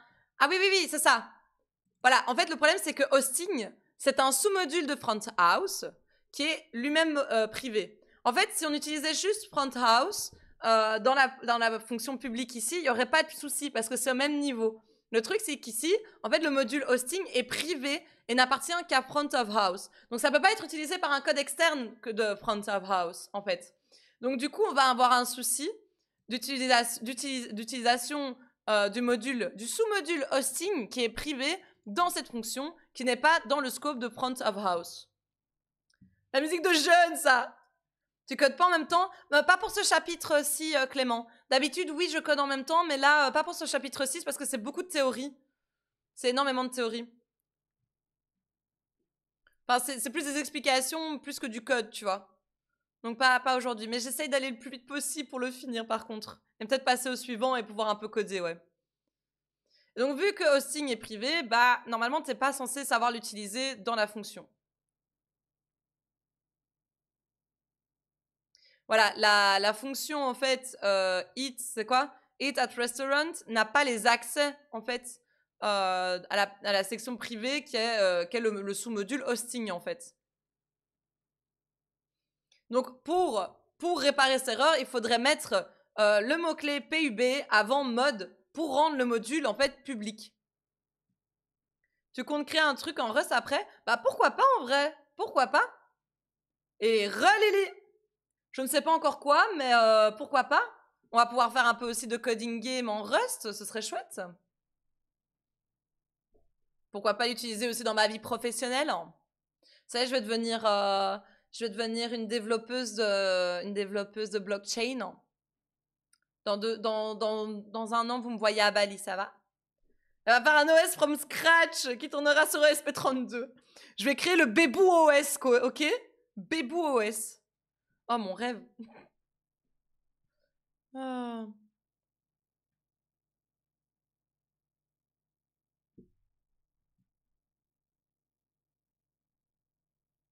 Ça, c'est encore assez basique, hein, ce système de privé, de public. C'est assez commun avec d'autres langages de programmation. Ensuite, elle a pas montré un serveur web dessus. Let's go. FreeOS. Oh. Ce serait drôle. Un game engine avec Vulkan pour Rust. Mais vraiment, vous me donnez... c'est vraiment les projets que je veux faire, ouais. Ouais. Ouais, trop mon but dans la vie, ouais.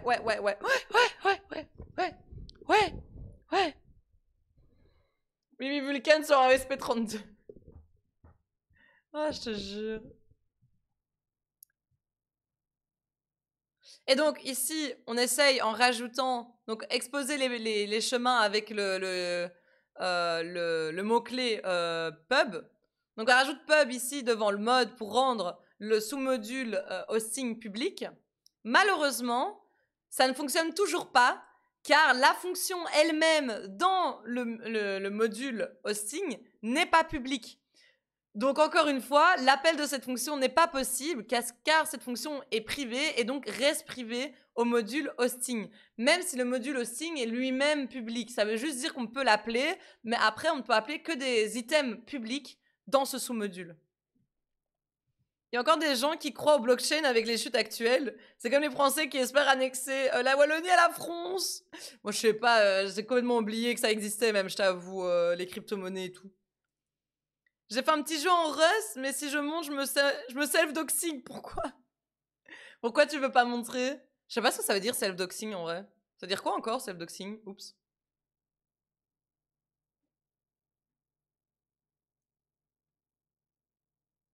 Et donc voilà, rajouter le mot-clé pub à la fonction add-to-waitlist nous permet d'appeler cette fonction dans un code extérieur. Qu'il se doxe lui-même. Super, ça m'aide. Ça veut dire quoi se doxer du coup? Ça veut dire quoi qu'il se doxe? J'avais compris le self-doxing, j'avais compris qu'il se doxe lui-même, mais tu sais, ça fait vraiment la définition qui t'ennuie parce que du coup, elle t'oblige à aller voir une autre définition parce que elle-même... Ah, il leak sa vie. Attends, quoi, doxing? Enfin, dox, c'est leak. Bah, pourquoi pas self-leak alors? Je me self-leaking. Self-leaking. Pourquoi tu dis self... Ah mon Dieu, je ne comprends plus les jeunes. Je ne comprends plus les jeunes. Le doc, c'est la divulgation d'infos privées. Je pensais que tu savais, en gros, c'est récolter des informations sur quelqu'un. Ah oui, ok. Non, pas de souci, Niaku. Je trouve ça très très drôle. Y a aucun stress. Merci beaucoup pour vos définitions, pour l'inculte que je suis. Je suis plus vieux que toi, Fieu. Hein. Eh, ça va. Hein. Déjà, je sais que c'est Greg, mais j'ai deux Greg dans ma vie et je ne sais pas lequel tu es. Ça me perturbe de ouf. Ah, mais je crois que tu es ce Greg-là, du coup. Hein. Mais en fait, non, j'en sais rien, parce que les deux regardent mes lives. Ah, c'est une catastrophe. Bon. Maintenant, le code va compiler. Bon, on a compris pourquoi. C'est bon, hein. Si on a l'intention de partager nos librairies crate pour que d'autres objets puissent utiliser notre code, notre API publique est notre contrat avec les utilisateurs de notre crate qui va déterminer comment ils peuvent interagir avec notre code. Il y a plusieurs considérations autour de la maintenance de l'API publique pour rendre ça plus facile, pour rendre l'accès à notre API plus facile et la rendre plus facile à utiliser. et rendre la dépendance de nos creates, sur notre create plus facile. Ces considérations sont out of scope du livre. Si on en est intéressé, il y a un topic de Rust API Guidelines. Pas mal, c'est cool ça.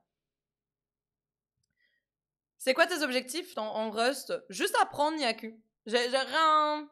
Juste apprendre pour l'instant et on verra bien ce que ça donne après. Peut-être que ça me donnera des idées, tu vois. Je me laisse couler avec le flow. C'est tous les mardis soirs. Tous les mardis soirs, on apprend Rust ensemble. Les modules, ça sert à rien. Les namespaces, c'est mieux. Littéralement identique. Un namespace, c'est toujours public. Oh. Bah justement, si tu veux avoir quelque chose de privé, un module peut être utile si tu as besoin de quelque chose de privé. Parfois, tu as besoin d'items privés. Hein. Alors, si on commence un chemin relatif avec le mot-clé super, on peut construire un chemin relatif qui commence par le module parent plutôt que le module actuel ou la racine du create, en utilisant le mot-clé super à la fin du path. Au début du path. Donc, c'est comme commencer un chemin dans votre file system avec les 2 points, avec la syntaxe des 2 points. Utiliser super nous permet de faire référence à un item que l'on sait qui est dans le module parent. Ce qui nous permet de réarranger l'arbre du module plus facilement quand le module est lié de manière proche aux parents. Mais le parent, lui, pourrait bouger ailleurs dans l'arbre une autre fois, mais ça, du coup, ça ne va pas avoir d'impact du coup sur notre chemin relatif. Smeh, fais-y. Smeh. Fais-y la réponse à tout.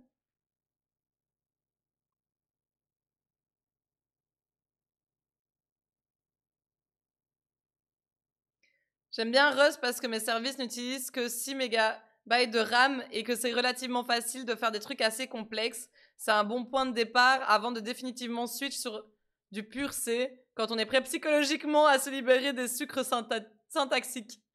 Oh, c'est cool ça en vrai. C'est marrant comme anecdote, je trouve. J'aime bien. Hein. Continue comme ça, s'il te plaît. Hein.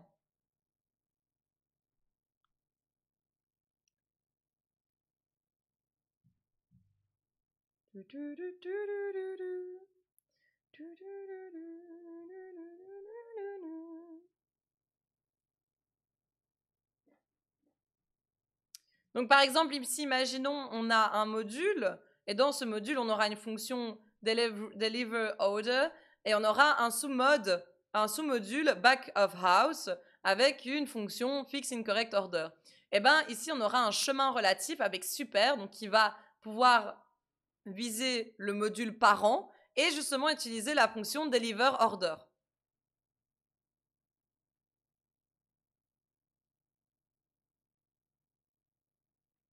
Let's go. Alors, rendre des structures et des énums publics. Prêt à la suite sur du pur C, mais non en fait. Ah. Qui veut ça, pitié? La seule chose qu'on peut accorder au C, c'est son ABI. Je ne sais pas ce que c'est son ABI, mais ça me fait déjà rire. ABI. Application binaire interface. Oh, ok.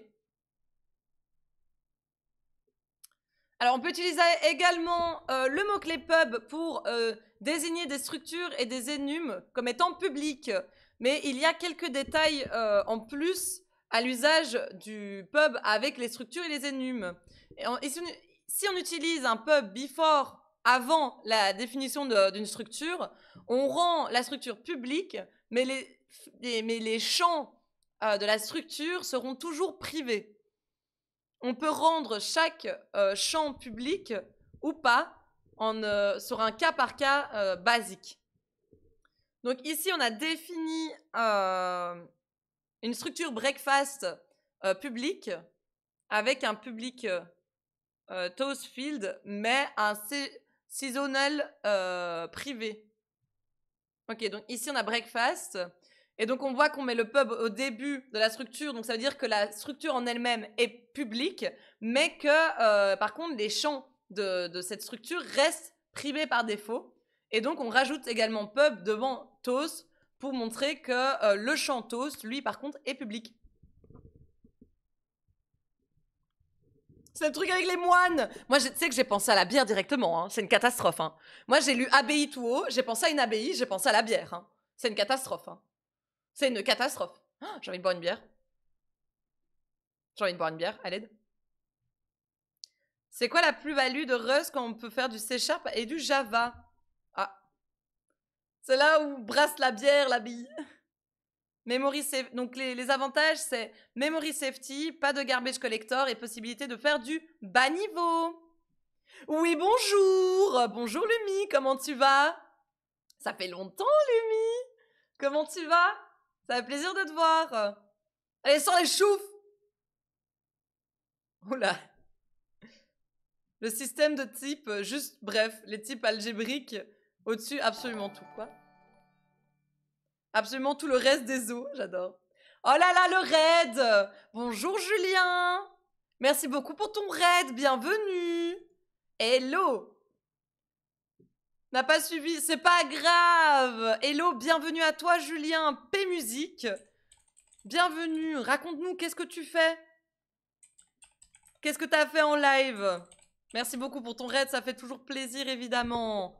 Et le petit shout-out of course. Ça va, tant de merde à BXL comme d'habitude, et toi? Ben moi ça va aussi, hein, Lumi, tout va bien. Tout va bien, on est en forme, j'arrive à dormir ces derniers temps. Je me force à dormir, donc du coup j'arrive à faire moins de choses par contre, mais ça fait du bien de dormir. Le low level. C# et Java sont memory safe, mais leur stratégie pour y arriver, c'est d'avoir un garbage collector. Rust en soi-disant est soi-disant memory safe dans un contexte multithread, mais quand tu découvriras les joies du arc, tu seras moins convaincu par ça. Ah, attention, tu essayes de prêcher une convaincue qu'est Lily. Du coup, raid solitaire, bah pas de souci. Dormir comment? Dis-nous tes secrets. Eh ben, je me mets dans le lit plutôt. Là, j'alterne entre composer pour un court-métrage et un jeu de rôle grandeur nature. Oh, incroyable! C'est trop cool ça, Julien. C'est trop cool. Et ça va, ça se passe? Ça se passe bien? Du coup, bienvenue, ici on fait du code. On apprend le Rust ensemble. Ah, voilà, Lily qui arrive. C# et Java ne sont pas memory safe en présence de multithreading. Ah. Plutôt, ah merde, j'avais pas pensé à essayer ça. C'est con, hein? C'est con, hein? Tu penseras 2 fois maintenant.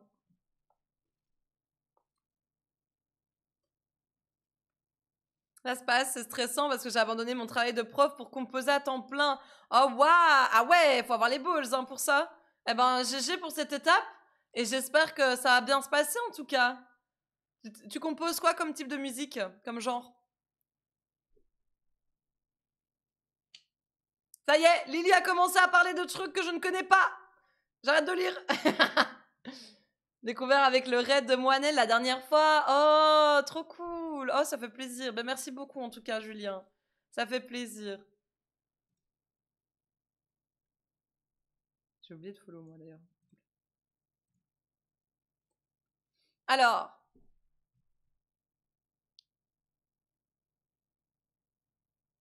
Donc parce que le champ toast dans la structure breakfast est public, dans la fonction eat at restaurant, on peut écrire et lire dans le fichier toast en utilisant la notation du point.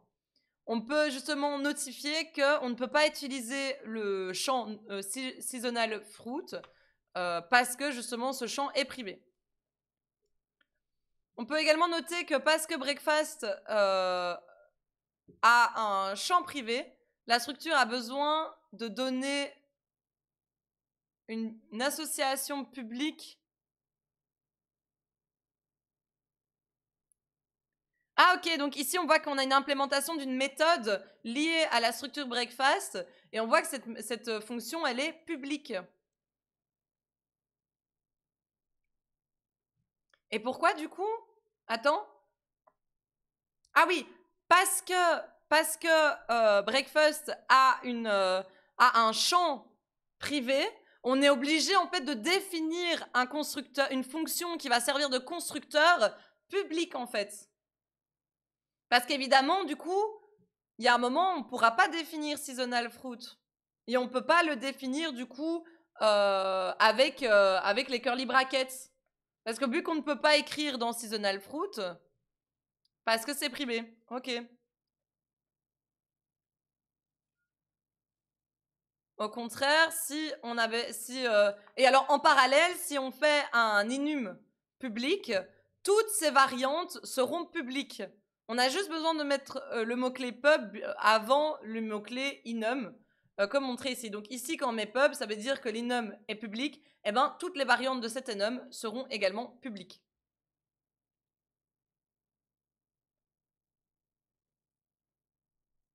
Comment ça, struct avec des chants privés? Ah! J'espère aussi plutôt de la musique pour orchestre, vraiment typée musique de film. Mais à l'heure actuelle, je fais ce qu'on veut bien me demander. Incroyable. J'adore ce type de musique, Julien. J'adore ce type de musique. C'est trop trop cool en tout cas. Ben, courage à toi.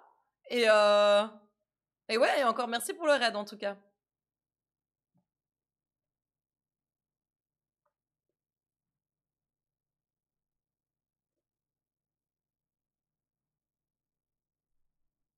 D'ailleurs, ça, c'est pas du tout le type de musique que je demande. Voilà. On est sur une playlist d'hyper pop hein, ici. Ça change la musique de film. Ok, voilà. Donc les enums ne sont pas vraiment utiles, à part si leurs variants sont publics. Ce serait assez ennuyant d'avoir à noter tous les enums variants avec le mot-clé pub pour chaque case.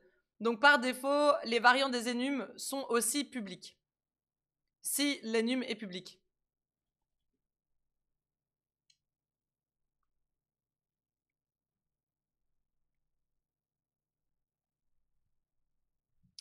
Ok.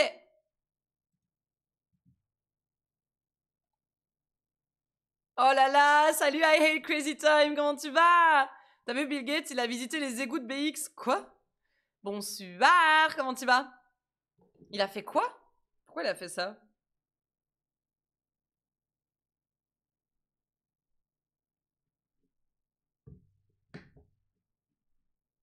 J'ai vu sur Insta, mais what? Pourquoi il a fait ça? Le machin le plus random, mais ouais, de ouf, c'est hyper random. Qu'est-ce qui s'est passé? Qu'est-ce qu'il a fait? Alors, on va amener des paths, donc des items, dans le scope en utilisant le keyword use. Donc, alors voilà, le fait de devoir à chaque fois réécrire le chemin pour appeler des fonctions, ça peut vite devenir inconvénient, encombrant et répétitif. Donc, au lieu de choisir le chemin absolu ou relatif vers la fonction, chaque fois qu'on veut appeler machin, bah donc du coup, en fait, à chaque fois, on a besoin de spécifier front of house et hosting. Donc, heureusement, il y a moyen de simplifier ce process. On peut créer un shortcut en utilisant le keyword use une fois, et ensuite, on peut utiliser les noms plus courts n'importe où dans le scope.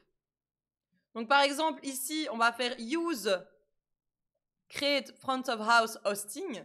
Et ça veut dire qu'après, ici, on va juste utiliser le dernier module défini, donc hosting, et on va pouvoir faire hosting add to waitlist au lieu de devoir à chaque fois faire create front of house, hosting, etc. Parce que c'est des riches et ils ne savent pas quoi faire de leur journée, MDR, pour promouvoir le musée des égouts. Ah, ok. C'est la journée des WC, je crois. Oh là là là là.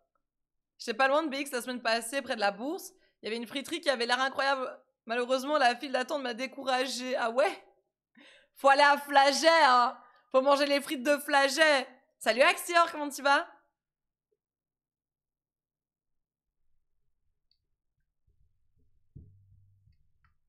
Et il faut passer dire bonjour, hein, quand on est à BX, of course.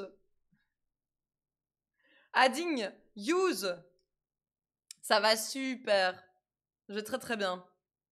La friterie de la Barrière aussi, ouais. La friterie de la barrière de Saint-Gilles et la friterie Flaget, pour moi, ce sont parmi les meilleures friteries en Belgique que vous pouvez tester. En tout cas, à Bruxelles. Vraiment, à Bruxelles. Je vais pas dire Belgique, Bruxelles. Pour le Valéra, le pub irlandais. Ah, let's go. Jamais été dans une friterie de BX. Ah bah, il faut, réponse. Il faut, hein. C'est bon, les frites belges. Alors, donc ça nous permet du coup de pouvoir, de pas devoir, allez, réécrire de manière répétitive les chemins et de pouvoir simplement utiliser hosting. Alors ici, on dit qu'il y a une erreur. Ah! On a une erreur parce que il manque... Attends, quoi?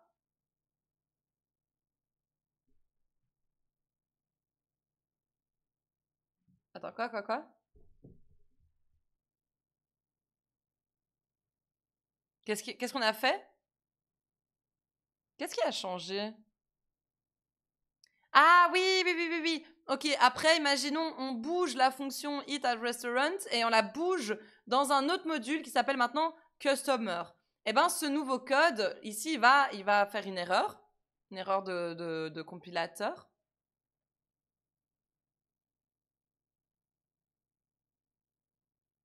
On va avoir un unused. Ah oui, voilà, use of undeclared create ou module hosting. Donc ici. On a une erreur ici parce que hosting n'est pas déclaré. On a également un warning parce que le use ici n'est plus utilisé. Mais ça reste un warning. Ça manque de graisse de canard, mais enfin. Je suis souvent déçue des friteries, puis en général à BX, je vais pas pour manger. Écoute. Pourtant, vraiment, je te promets réponse, celle à Flaget et celle barrière de Saint-Gilles. Très excellente. Vraiment très bonne. T'as réussi à échapper du château, lol. En plus, c'est une tour. Suffit de descendre avec ses cheveux, easy quoi.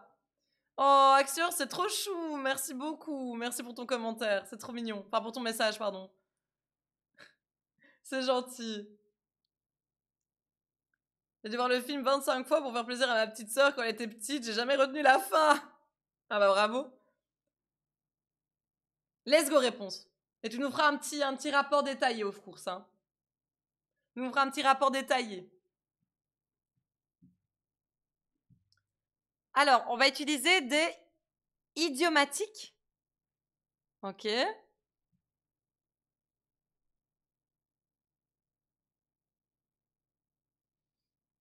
Ah oui, c'est vrai, on s'était arrêté à hosting, alors qu'on aurait pu continuer jusque add to waitlist.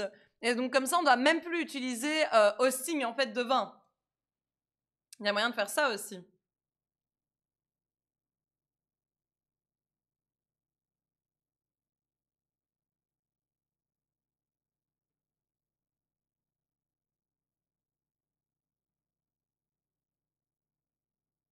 Ok.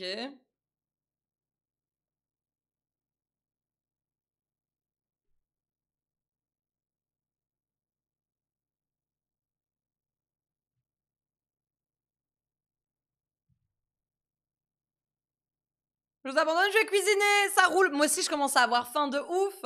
Bon appétit en tout cas, Julien. À bientôt, merci encore. Je trouve pas ça propre de mettre les use dans les modules. Attends. Dans les modules, je préfère quand c'est en dehors, tout en haut du fichier. Ok. Chez Clémentine, je connais pas. En général, tu fais ça, Fuzzy, tu peux même mettre tous les use dans un module appelé prélude, et puis tu fais use prélude et t'importes tout en une fois. Ah. Ah ouais, tu te fais livrer. Allez, c'est bon, j'autorise. Tu te fais livrer alors que t'es genre à 200 mètres. Mais ça, c'est moi aussi, hein. Ça, moi, je fais aussi de ouf, hein. Donc, j'ai rien à dire. Honnêtement, je vais absolument rien dire parce que je fais la même aussi.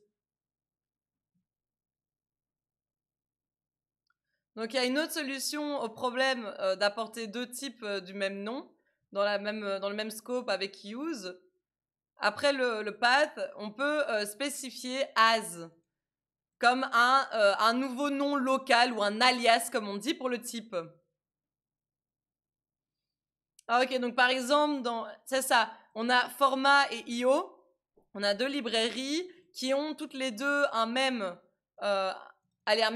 type de même nom, result, et alors on peut décider d'utiliser as pour donner un alias à ce nouveau type du coup.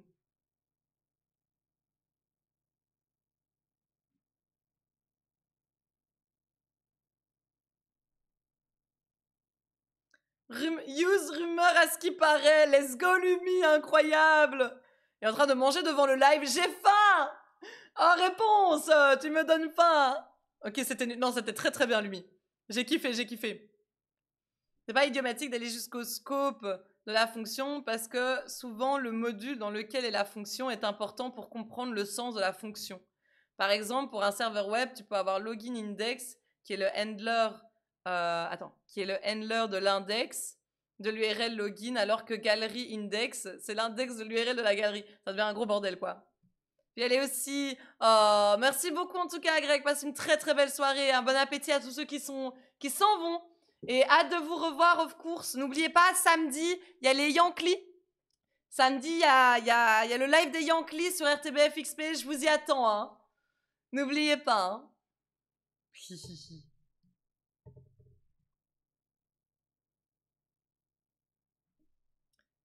Nénuit, Néni, quoi? Nuit, quoi? Qu'est-ce qu'elle dit, Lily? Qu'est-ce qu'elle raconte, Lily? Et dimanche, c'est quoi le programme du stream? Alors dimanche, je crois qu'on va faire un peu des news. On va un peu checker des news. Et alors, j'avais prévu un truc, mais je sais plus c'était quoi. C'est quoi que j'ai prévu dimanche? J'ai déjà complètement oublié ce que je voulais faire dimanche. Ah oui, dimanche, on va préparer l'Advent of Code. On va préparer l'Advent of Code. Puis on va faire sûrement un CSS Battle. On va faire des trucs un peu chill. Je sais pas encore trop, on verra sur le moment. On va faire un peu tout et n'importe quoi, je crois. Mais ce qui est sûr, c'est qu'on va faire un peu de news. On va repasser un peu sur des news. On va préparer l'Advent of Code. Parce qu'on va le faire ensemble, of course. Et puis voilà. Ah, nuit, bonne nuit. Waouh, bonne nuit. Waouh, j'avais pas compris. Incroyable. Merci beaucoup pour tout le monde d'avoir rattrapé la définition, of course. Il y a chez Gabi qui est correct. Oui, j'avais été chez Gabi à Namur. Ça va, c'est correct. Ça vaut pas les friteries de BX, hein. Ah, ça vaut vraiment pas les friteries de Bruxelles, hein. Oui, après, si t'aimes pas les frites super grasses aussi, je peux comprendre réponse, hein. Je travaille en Rust pour que je dépoussière le peu de connaissances que j'ai sur le langage. Let's go. C'est vrai qu'on pourrait le faire en Rust. Oh, la galère. J'ai fait un CSS Battle hier soir et j'ai check les meilleures solutions, c'est un autre univers. Ah oui, non, c'est une dinguerie, hein. C'est une dinguerie. Faut faire ses frites soi-même de toute façon. Ah, c'est vrai que c'est cool. C'est vrai, peut-être que j'ai des croquettes dans mon congélateur. Oh my god. Vous m'avez donné une idée là, tu m'as donné une idée réponse incroyable.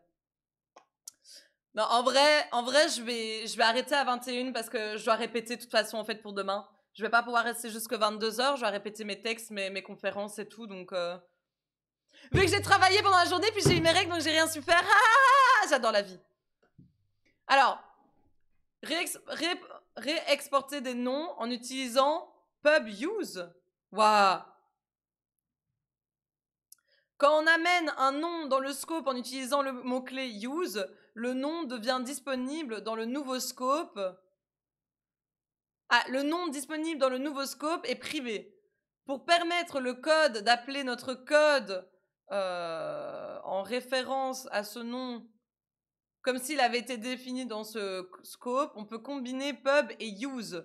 Cette technique est appelée re-exporting parce qu'on va apporter un item dans le scope, mais aussi rendre cet item disponible pour les autres d'apporter ça dans leur scope. Waouh, c'est compliqué.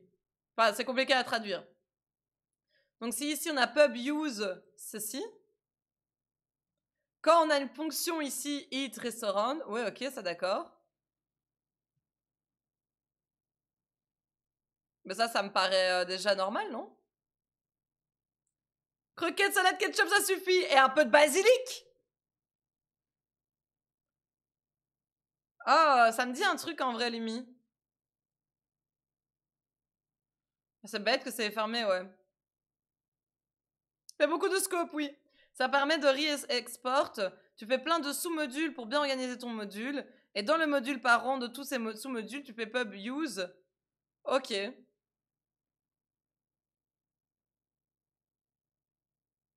Ah, voilà. Avant ce changement, donc rajouter le pub au use, on aurait dû appeler add to waitlist function en utilisant le path restaurant, front house, hosting, etc. Maintenant qu'on a utilisé le pub use, on a réexporté le hosting module depuis la racine du module. Et donc, le code externe peut maintenant utiliser le path restaurant, hosting, add waitlist à la place. Ok. C'est utile quand on a des structures internes de notre code qui est différent de comment des programmeurs appellent notre code. Ok, d'accord. Oui, donc du coup, c'est utile pour faciliter l'accès aux fonctions de notre code, quoi. Si on rend justement, si on publie notre create. Ok. Alors, utiliser des packages externes. Dans le chapitre 2, on a programmé un Guessing Game Project qui a utilisé un package externe appelé RAND pour avoir des nombres random. Pour utiliser RAND dans notre projet, on va ajouter cette ligne dans notre cargo.toml. On a rajouté RAND avec la version du create du coup. Ah, c'est aussi un très bon système pour permettre la compilation conditionnelle. Quand tu veux dev un truc qui a une implémentation différente en fonction de la plateforme cible, tu fais un sous-module par implémentation différente. Et dans le module parent, tu réexportes conditionnellement le bon sous-module qui correspond à l'implémentation voulue. Ah, c'est pas mal du tout, effectivement, ouais. Ok, stylé.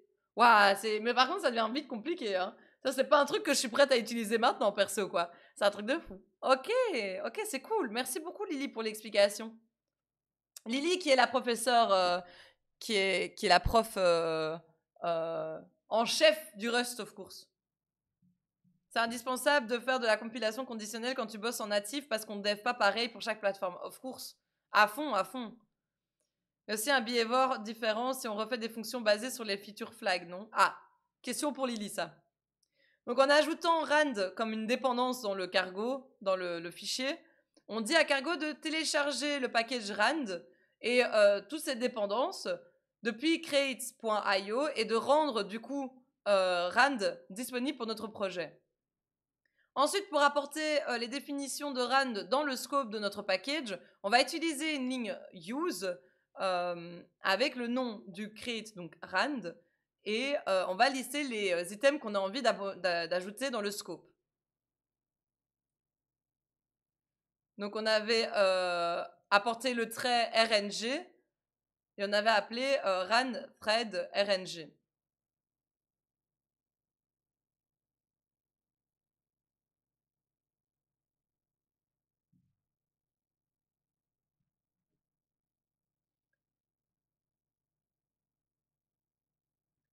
Ok.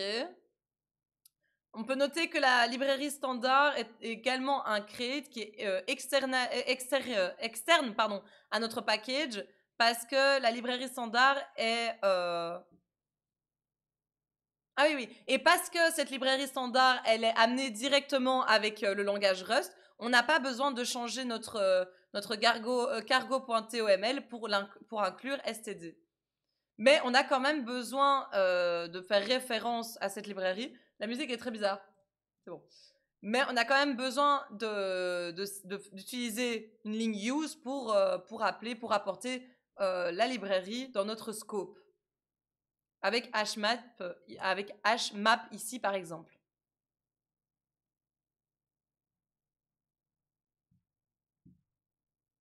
Bienvenue, CodePot. Oh, thank you so much, Oak Spirit, for your follow. Thank you so much. Hi, welcome. Has anyone tried to compile Rust SDL2 to WASM? Oh, I never. Maybe Lily did already. I'm just learning here, so I must say I'm not the best for this kind of question, of course. But thank you so much for your follow, though.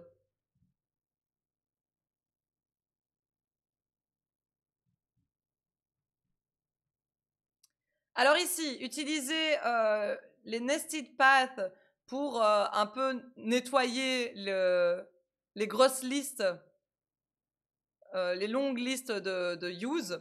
Donc si on utilise plusieurs items définis dans le même crate ou le même module, lister chaque item par ligne, ça peut prendre beaucoup de place verticale. Et par exemple, utiliser deux use statement qu'on avait dans notre guessing game au début ici. On a ces deux ici qui viennent tous les deux de la librairie STD. À la place, on peut utiliser des nested paths pour apporter les mêmes items dans notre scope, mais en une ligne. Ok, on va spécifier la partie commune du path, ensuite suivi par les doubles colons, et ensuite on va mettre des curly brackets autour de la liste. Ok, intéressant, pas mal. Ça peut être pratique pour les short tests, mes petits développeurs de Rust ici. Mes petits développeurs de Rust. Bon, les short tests en Rust, ça peut aider, non? Regarde là. Dans de plus gros programmes, apporter plusieurs items dans le scope du même create ou module en utilisant les nested paths peut réduire le nombre de statements use séparés. On peut utiliser les nested paths à n'importe quel level dans un path, ok?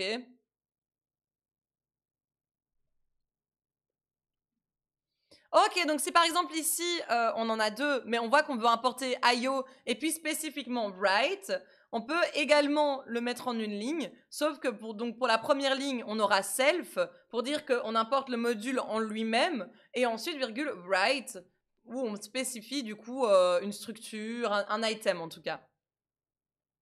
Pour les shortcuts, tu fais juste use et ça apporte tout du path. C'est vrai, Lily, c'est vrai, tu as raison, j'avais oublié ça. J'avais oublié.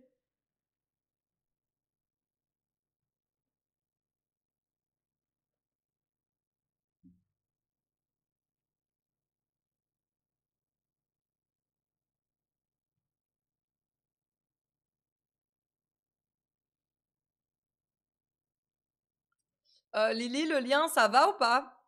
Le lien, c'est quoi comme lien? Genre, c'est quoi comme repo? Ah ok, ça va, ok, c'est un bon repo alors, ça va. À deux doigts de supprimer le message. Alors, the globe operator. If we want to bring all public items defined in a path into scope, we can specify that path followed by the store globe operator. Ah oui, c'est juste ça quoi. This use statement brings all public items defined in STD collections into the current scope. Be careful when using the globe operator. Globe can make it harder to tell what names are in scope and where a name used in your program was defined. The globe operator is often used when testing to bring everything under test into the test module. We talk about that in the 11th chapter, chapitre 11. Juste un lien d'un repo. Ok, ça va. We never know. Ça roule, merci Lily. Let's go, c'est bon. On a fait ça. Il est long ou pas celui-là? Ça va, il est pas super long. On va finir le chapitre 7. Ah, ça c'était long, hein. Ah, c'était long, c'était très...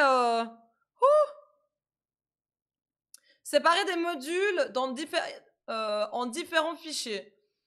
Donc, jusque maintenant, tous les exemples de ce chapitre, on a défini plusieurs modules dans un fichier. Et quand les modules deviennent larges, on a plutôt envie de bouger leur définition dans un fichier séparé pour rendre le code plus facile à lire et plus facile à naviguer dans le code, of course. For example, let's start from the code in this one. That have multiple restaurant modules. We'll extract modules into files instead of having all the modules defined in the create root file. In this case, the create root file is lib.rs, but the procedure also works with binary crates whose crate root file is main.rs. Donc d'abord, on va extraire le module front of house de ce fichier. On va supprimer le code qui est à l'intérieur des curly brackets du front of house module. Et donc, on obtient juste cette ligne. Et donc, ça veut dire que du coup, on va définir le module, mais que sa définition sera dans un fichier à part, du coup. Et donc, ce code, évidemment, ne va pas compiler tant que l'on n'a pas créé le fichier source de ce module, donc frontofhouse.rs ou mode.rs dans un sous-dossier front of house. Ok, donc c'est ça, on crée un fichier séparé. On doit juste le déclarer une seule fois dans l'arbre du module.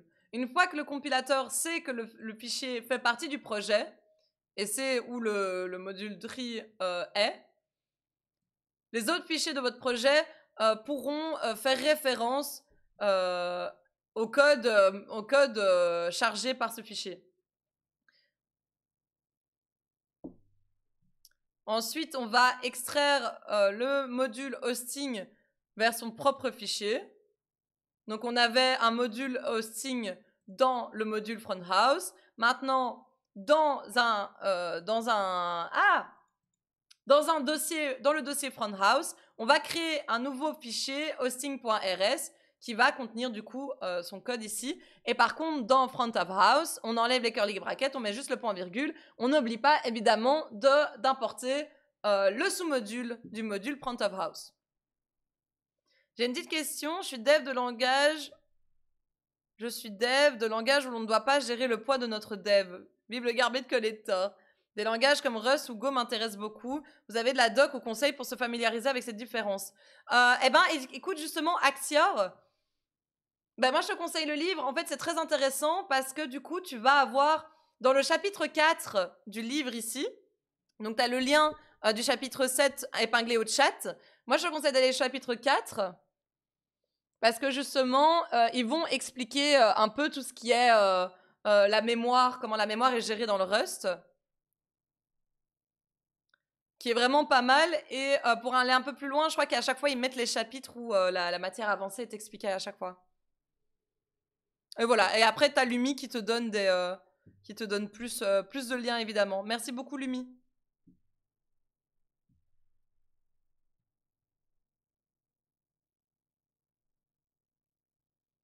Donc, comme ici, ils disent, il y a différentes manières de définir les fichiers de modules. Et ça, on l'a vu déjà avant. On a bougé tous les modules dans un fichier séparé et l'arbre du module reste le même. Ça, il n'y a pas de souci. Donc, c'est pas en fonction de si vous mettez dans des fichiers ou quoi, c'est vraiment l'organisation du module en lui-même. Donc, que tout le code du module soit dans un fichier ou dans des fichiers séparés, ici, on voit bien que du coup, l'arbre du module, donc l'ordre de citation des modules reste le même. Donc, ça va bien rester front of house hosting. Et puis, le nom de la fonction. Et donc, voilà. En résumé, Rust vous permet de pouvoir séparer votre package en plusieurs crates et un crate en plusieurs modules, ce qui va vous permettre de vous référer à des items définis dans un module vers un autre module.